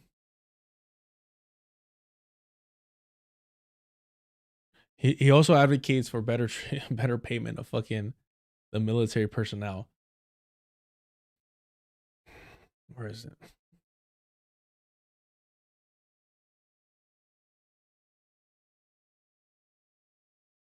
Here we go.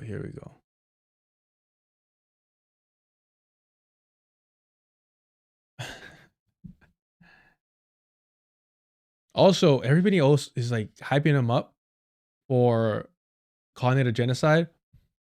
I have not minced words on this issue. We are sending American taxpayer dollars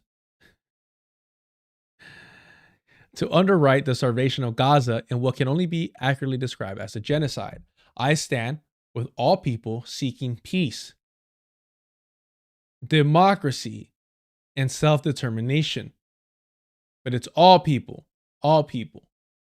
In this moment, that means a clear-eyed condemnation of the Gaza genocide and the use of every means available to Americans to bring it to an end. If you're still, in 2025, incapable of deciphering that as some two sides bullshit, I can't help you. And I'm not here to help you, to be honest. Look at this. Take on waste, and corruption. He talks about waste and it's a scam, corruption, interchangeable. At the Pentagon, rebuild American shipbuilding. What the fuck do you need American military ships for? Does anyone have a guess? Can anybody tell me why we would need to rebuild America's shipbuilding capabilities? Why would we need those military ships? Why would we need war machines? Oh yeah, to go to fucking war. Massive, massive waste in procurement, a revolving door between the Pentagon and massive defense contractors, widespread consolidation,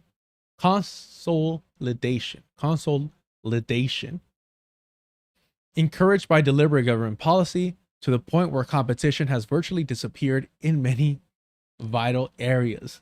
This who wants a more competitive military industrial complex.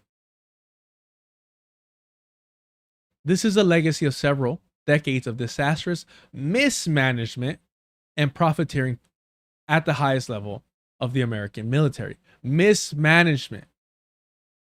Again, he's upset at the strategies and the way that we're managing it, not the fact that we're out here destroying people's lives. We need to take the funds currently paying for mansions in Virginia and Maryland for defense contractors and reinvest them into closing the massive shipbuilding gap. Let's see if I can find a short video on that.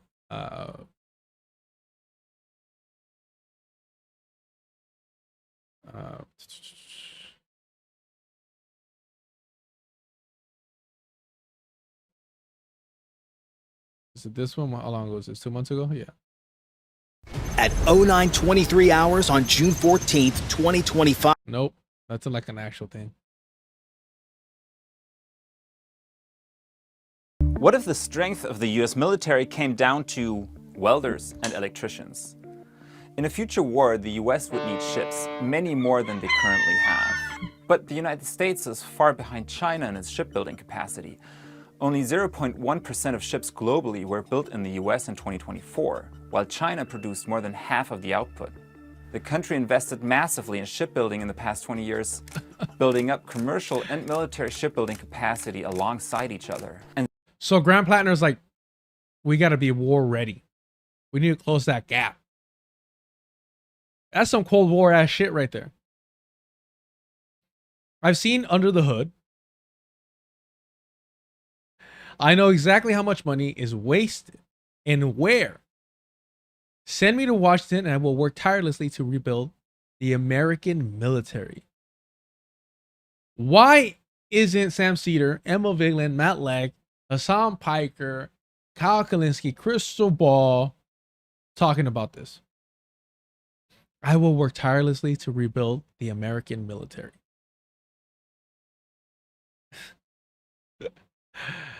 Jesus, man. No, okay. You're investing all this time to rebuild the American military. For what? For what purpose? I will never, ever vote to send Americans into a pointless war. Everything we went through in Iraq can be laid at the feet of those in Washington, like Senator Collins, who knew better, but voted yes on a disastrous, deadly war. He's not saying no wars. He's saying no more pointless wars. Once he finds a point, though, ya estuvo. And of course, compensate these fucking baby killers, these war machines. YouTube, there's a phrase that people use during the Vietnam era, allegedly. Who am I? Not a historian. Here we go. Pay servicemen a fair wage. No more servicemen on food stamps. Men and women in our armed forces often make far less than they would as civilians. We have people serving. Sorry. Men and women in our armed forces often make far less than they would as civilians. Ugh. How fucking disgusting is that? Ugh. Less than a fucking civilian? Somebody who doesn't have a license to kill? What the fuck? Ugh. We can't have that. Because then we won't be able to recruit young people for the war machine. We have people serving in our armed forces, people who may one day be asked to make the ultimate sacrifice for empire, making poverty wages. if we are serious about addressing the recruitment crisis, this is like Zorhan worried about people leaving the NYPD. I'm sorry for calling them people. If we are serious about addressing the recruitment crisis, we will take some money out of those ungodly contractor and bureaucratic salaries and pay the rank and file a fair wage. Pay the ones pulling the trigger a fair wage. Grant Platner. And we went over this briefly a couple of streams ago. Yeah, this shit's fucking pathetic. Checked out, and I moved back to my hometown and bought a 19-foot Seaway skiff, and I became an oyster farmer. And 19-foot Seaway skiff for sale. Maybe look, maybe we're about to find out he doesn't. Well, this is a question, which ones does he have? I mean, he's oyster farming, right? It has to be pretty big. It's 19 foot is 19 foot.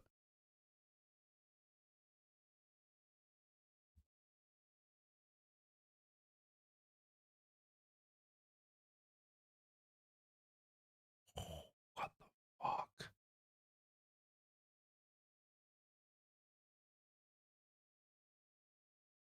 Holy shit. So depending, I mean, it looks like 30,000 maybe.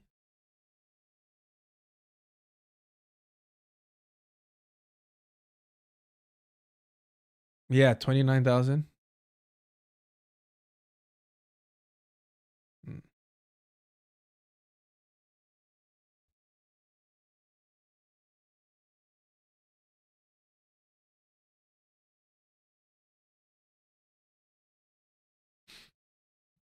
I'm telling you, I think that he really did go to just cash in for 6 months. AI, our overlord, is saying 22,000 to 47,000. Yeah, this one's over here. Well, that's a whole lot. That's a huge fucking range. But if you're starting a oyster farming business, I don't think you're getting a fucking Rican dinky ass fucking $5,000 one.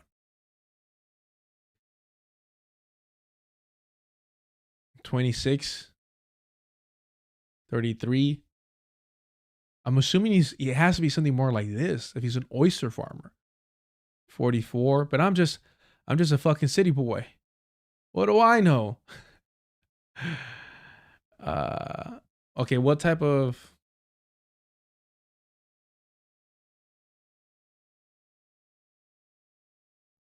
do Mainers use?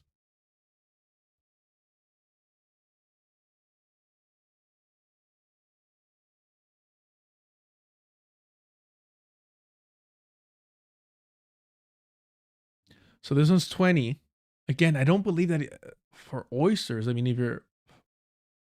this one's 45, 25. This is tiny. What the fuck? 40. I think it's the 41. Oh, this one's 25. This is all speculation, but even this one that looks pretty small is 40.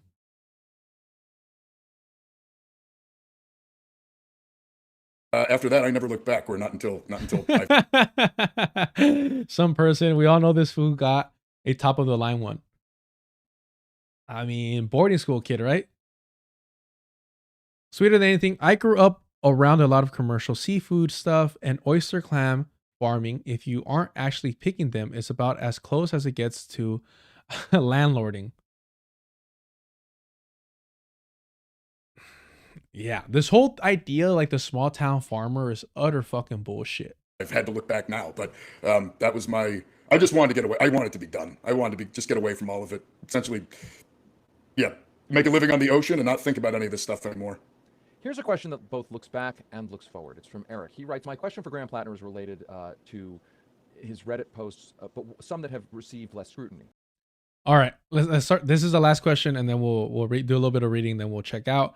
Thank y'all for being here. If you haven't already, please do me a favor, hit the like. Subscribe if you haven't already. Hit the notification bell. Super chats and super stickers are turned on. All right. Essentially, yeah, make a living on the ocean and not think about any of this stuff anymore. And I'm going to turn up the volume just a little bit for a brief second.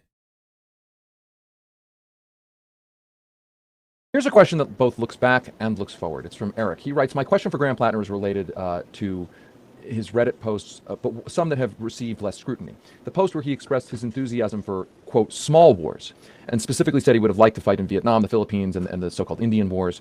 And Eric cites you volunteering to serve in the war in Iraq and your current platform calling for increasing recruitment and closing the shipbuilding gap with China. And his question is basically, why should we believe your criticism of, for instance, the Israel-Gaza war and the military-industrial complex generally, when you seem to have supported the U.S. imperial project in the past and wish you participated in those previous wars? So I just need to. Sorry. Let me. Forgot that I had to turn it back down. All right, my apologies. Honestly, the lever, fix your fucking audio. Make this very clear. There was a long time in my life where I viewed myself as a professional soldier and nothing else. Okay, this is his response to his post about small wars. Remember, if y'all don't remember, Graham Platner,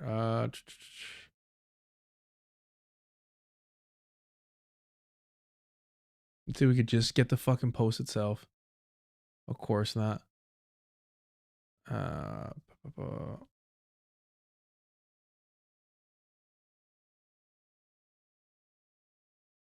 Why is it so fucking hard to... You know what? I think I have it here. Getting fucking irritated. It's so much fucking bullshit on this guy. So much fucking bullshit. And it's like...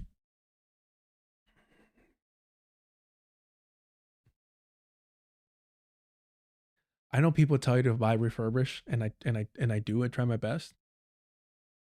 But then it's kind of like certain things that, like, you know, it's they're beat up or I mean, it's cheaper, so whatever. Why am I complaining? But it's kind of like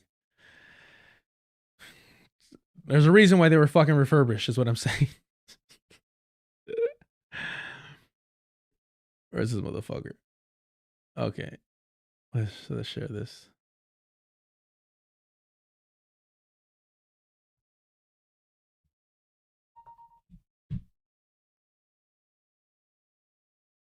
Let's see if I can pull this up on what? It's on preview. All right.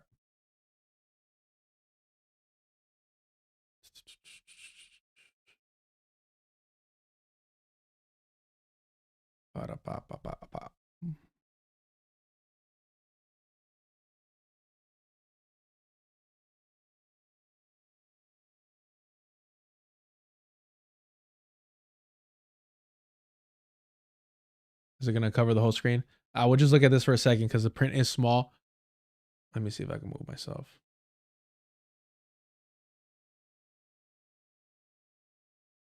The print is small. So I'll just move this for a brief fucking second. I'll be right here. If I move this, okay, cool. Does it? The Indian War. Okay, the question is, what American wars would you have volunteered to fight in? The Indian Wars, the Philippines, Haiti, and Nicaragua in the 1920s. He's so well versed in the history of war that he distinguishes the 1920s. Continues to say, Vietnam, bro. After all we know about Vietnam, he says that he will square up with the Vietnamese. This guy's a fucking moron. I wish he would have been in Vietnam. Nicaragua, El Salvador, again in the 80s. He is so historically literate and informed, knowledgeable about war, that he makes the distinctions between Nicaragua in the 20s and the 80s. This is not an ignorant person when it comes to war. As for would have, I did for Iraq and would love, he says, would love to get to the Ghan. In other words, Afghanistan. I didn't know they even fucking called it Ghan. Small wars are pretty enjoyable. It's the big ones with days of artillery fire and inhuman brutality. Brutality for who? For the invaders, motherfucker. Because when it's brutality to the indigenous people that are struggling to resist occupation and colonization, that's fucking fun for him. Because he is the colonizer.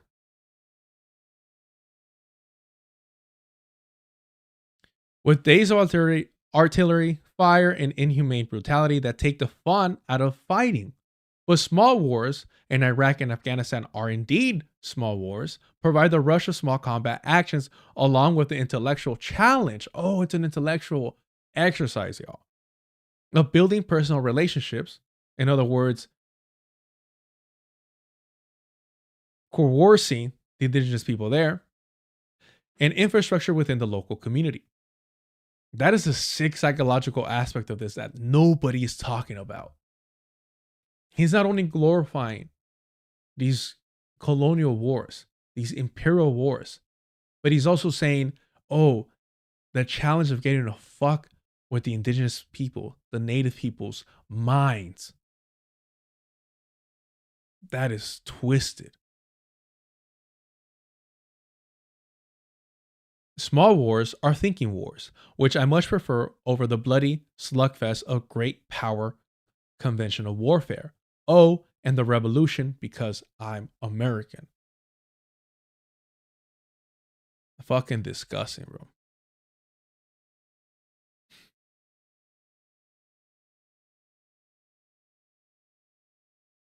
Utterly fucking disgusting. And let me move myself back.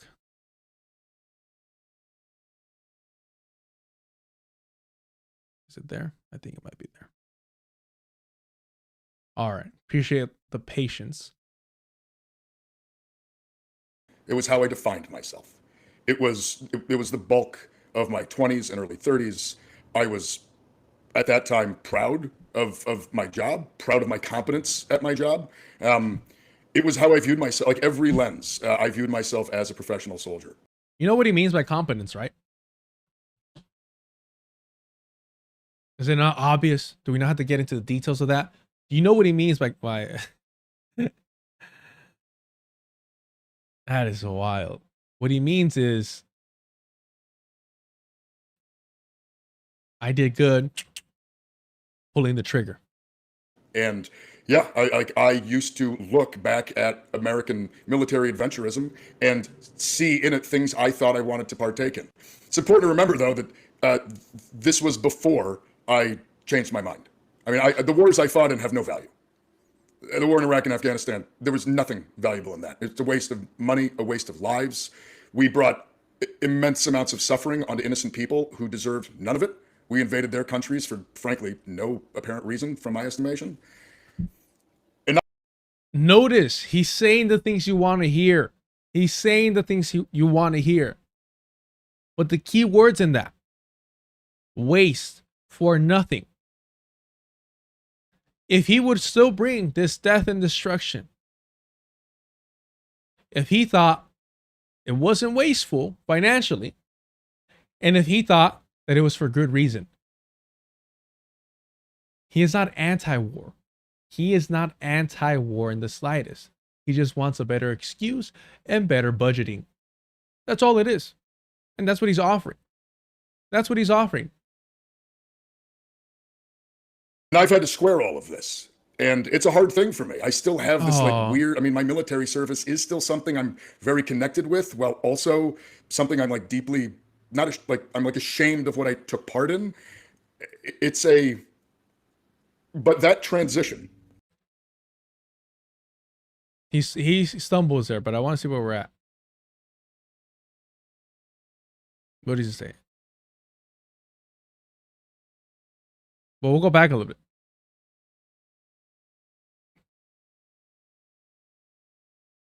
Dude, are we really fucking... That's funny. I don't really say dude as often on the stream as I do normally. California, baby. So, the fact that he knows about adventurism, but doesn't know about a fucking Nazi symbol. Sure. Let's see. It's important to remember, though, that this was before I changed my mind. Conveniently. I mean, The wars I fought in have no value. So no value. The war in Iraq and Afghanistan, there was nothing valuable in that. It's a waste of money, waste of lives. We brought immense amounts of suffering onto innocent people who deserve none of it. We invaded the countries for frankly no apparent reason, from my estimate. You see how the death and suffering of the people from Iraq and Afghanistan are like a second thought to them?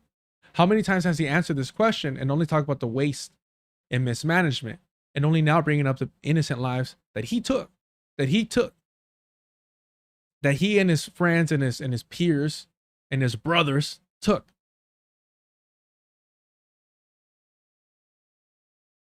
They're an afterthought.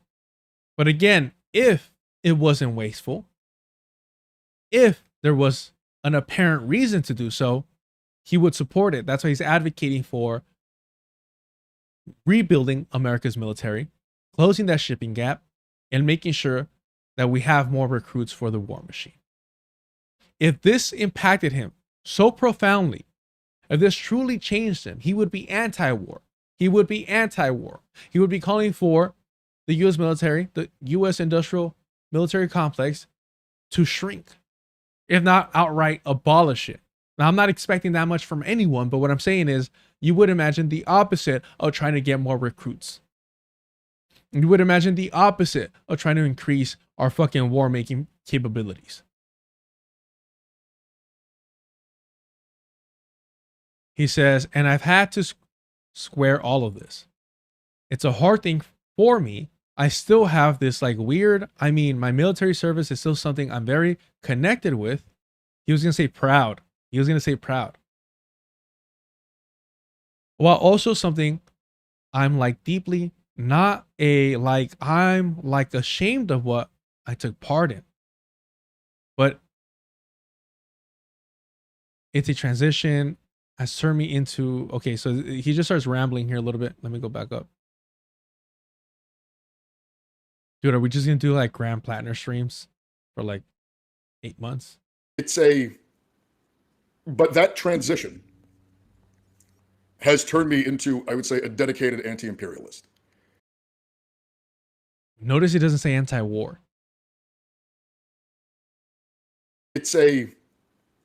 But that transition. Hold on, let's go back a little bit. My bad. Lives, we brought immense amounts of suffering onto innocent people who deserved none of it. We invaded their countries for, frankly, no apparent reason, from my estimation.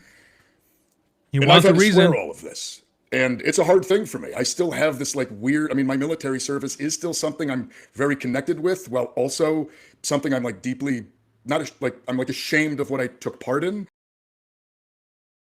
He says, not ashamed. I'm ashamed of what I took part in. He wants something to be proud of. He wants a war he can be proud of.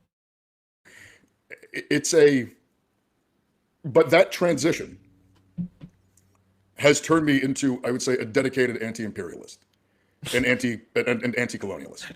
I view the wars that I fought in and many of America's wars before that through that lens now. If he was, why isn't he just calling for the end of the genocide, but supporting armed resistance against the Zionist entity? Primarily because I read more books. I was exposed to more critical thinking. He gets himself every fucking time. In defending his statement about wanting to be part of small wars, he says, I read more books. But I skipped over the SS stuff. But I skipped over World War II. And many of America's wars before that through that lens now. Primarily because I read more books. But he wants you to believe that he was ignorant that he had a fucking Nazi tattoo. How can both, how do you square that, motherfucker? How can both those things be true? I was exposed to more critical thinking. Not critical enough of your fucking tattoo choices. Questions that I used to ask myself about, like, why don't we succeed, or why aren't we doing what we set out to do, got reframed for me as, well, maybe we weren't setting out to do any of those things at all. Maybe that was just propaganda to cover for something else, which I frankly think it is now. So, you know, Not wrong there. I would just say, don't judge me today based off of Reddit comments I made in the past when I was still trying to figure all of this out. When I was still trying to figure all this out. No, when you were participating in it. When you were participating in it and you want to guarantee that others participate in it. Oh, but with a just cause. Where I stand today, my, I would say, just unequivocal opposition to American support for the genocide in Gaza, like, I'm not a pacifist, but I am effectively anti-war. I cannot. I'm anti-war, but I want to rebuild the American military. I want to make sure we close the gap with China. And I want to make sure that we're paying people well enough to continue recruiting them. But I'm anti-war. This motherfucker's just a liar. He's just a fucking liar, lying. God damn. I will not use my role in the United States Senate to send young Americans off to go through the kind of horrors and trauma that I had to go through. I will fight that tooth and nail, because I'm not, I mean, I don't want to get in too much to my service, but, like, I'm not JD Vance. I didn't go sit in an air-conditioned office and occasionally take a mortar round now and again. It's funny, he thinks, him and his team, and I'm sure a lot of these white liberals think that this is a good fucking angle. I'm not JD Vance. In other words, I wasn't a coward. I was out there actually pulling the trigger. Machine gunner. He's bragging about that shit. He's like, I did the thing. Like, I was in the infantry. That was what I did over and over and over again. And over and over again. You chose to do it over and over again. Nobody forced you. The majority report, the war criminal there, lied and wants you to believe that he was forced to. Sometimes I wonder how much of this I should include in the video. But let me pull it up real quick. Because this is all I've been doing in my spare time. I have no spare time now. It has to be this one. Yeah. What does it say about the it's in the beginning too. Or no, immediately following this. Just like international? Like 60, 70,000, I think. On the internet is just not matched to that old dump rolled down. And differentiates her from Aaron in Atlanta. Very disappointed of it. You want to call it perspective. The bottom line is that seat needs to be taken. And Platner has caught on fire. Let me read a couple IMs. Bottom line is we have to support this fucking war criminal Nazi. Because I think we get all different perspectives on here. Future reactionary. His inability to get a job is literally the story of Rambo. That's how fucking stupid his audience that support Grant Platner is. His inability to get a job. Never once said he couldn't get a job. He said he was lost. He never once said, hey, I couldn't find employment. Motherfuckers, they're painting Grant Platner like Rambo. Mtume, where are you? DSA Aaron in Atlanta. Very disappointed of MR crew defending Platner. He's a war criminal and a baby killer. 4 tours in Blackwater. All the normal guys get out after 1 tour. He did 4. Dude is a I don't think that's idiot. factually What are you accurate. talking about? During the war, a lot of people weren't even allowed to be discharged. They were kept on hold and redeployed over and over and over again. You don't know what you're talking about. Cole from Brian, I guess, is a war criminal that they hired. It's strange how Sam Theater can't seem to hire people of color, but has time to hire fucking a war criminal. So he's straight up lying. Grant Platner chose to re-enlist time and time again. He had the option to leave, and he chose to stay. When he couldn't return to the Marines, he signed up to the Army because that's how much he needed a bloodlust. After saying he was disillusioned with the U.S. military, He needed a little bit of extra cash, not to put food on the table, not out of necessity, but to start a fucking oyster farming business. And look at Emma Viglin's face. Look at her fucking face. Look at this shit. And the idea, older than Grand Yates, she was, you want to call crew defending Platner. He's a war criminal and a baby killer. 4 tours in Blackwater. All the normal guys get out after 1 tour. He did 4. Dude is a I don't think that's idiot. factually What are you accurate. talking about? During the war, you weren't. A lot of people weren't even allowed to be. So she looked over right before he lies. This has nothing to do. A stop loss. MTV did a movie on this shit.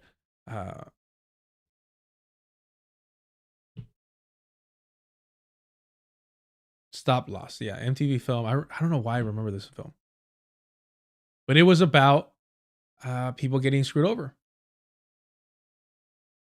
and being forced to stay within the military. Let me see if I can find an image. Oh, Channing Tatum was in this? I don't remember that. I actually don't remember the movie that well. I do remember this who was in it from... Oh no, I thought it was a kid from Maze Runner. Probably was way too young though. I don't know if it's a good movie. I haven't seen it in a while.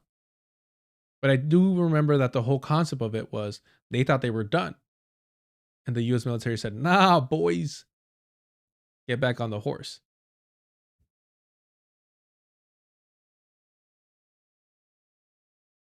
I don't know if I could watch the trailer.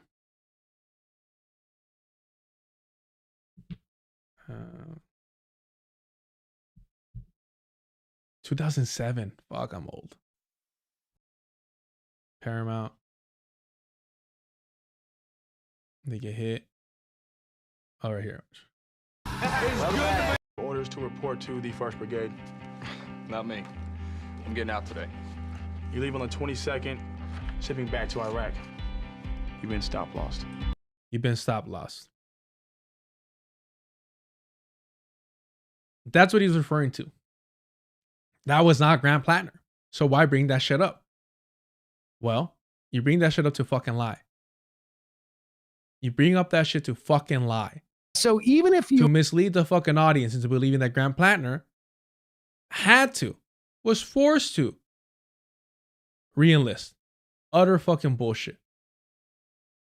Baby killer. 4 tours. But look at her face. Look at Emma Viglin's face when you accurately describe Grant Platner as a fucking war criminal. Look at her face. Look how upset she is.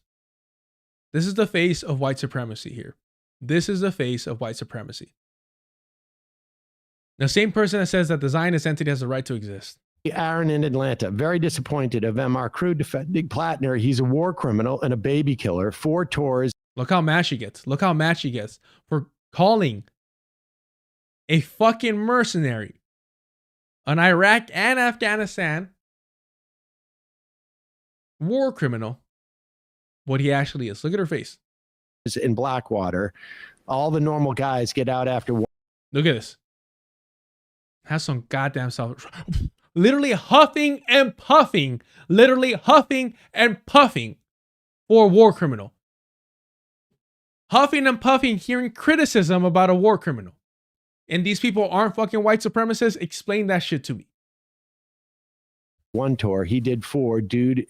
And she looks over at the other war criminal that Sam Seder hired. He won't hire black people, won't hire brown people, but he will hire a war criminal, Sam Seder. Out of fucking Brooklyn, it's the whitest fucking show imaginable. Looks over at the war criminal.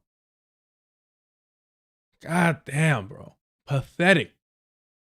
And just so we're clear, Sam Seder had Jamie Peck, who was an anarchist, white anarchist, but an anarchist.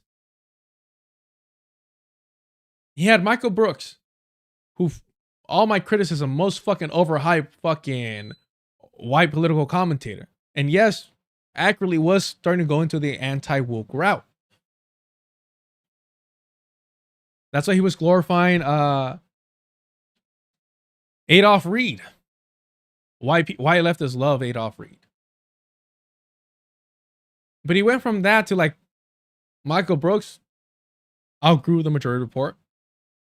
And I'm not saying Sam Seder had anything to do with some foul play, but he has been taking a giant piss on his grave. So there's that. And then he gets rid of Jamie Peck. He pushes her out. Remember, he was creating a hostile work environment that both Michael Brooks and Matt Leck normalized. Remember our favorite clip? Literally talking about Iraq. That's hilarious.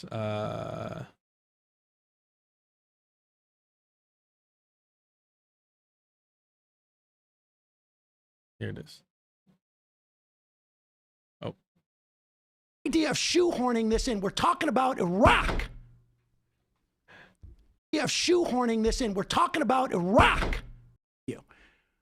Jesus, I was agreeing with you. Well, I'm sorry. I just like the idea of shoehorning this in. We're talking about Iraq. And now he's defending an Iraq war criminal. I got fucking calls from military personnel whose lives were destroyed during that time. You see why he supports Graham Platner? He glorifies these fuckers. Is a I don't think that's idiot. factually What are you accurate. talking about? During the war, you And weren't. then he straight up lying about Graham Platner specifically. They're talking about Graham Platner. They're talking about Graham Platner's willingness to re-enlist, to redeploy, even when he was given an out. Of taking a fucking hiatus between his war crimes and going back. Taking a hiatus between serving in the US military and then becoming a private contractor, a fucking mercenary. That's who they're talking about. And this fucking war criminal, Brian, from the Majority Report, another fucking white face there, is lying to the audience, trying to mislead them into connecting Grant Platner into people that were stop loss, that did not have the option to re-enlist, that were forced to.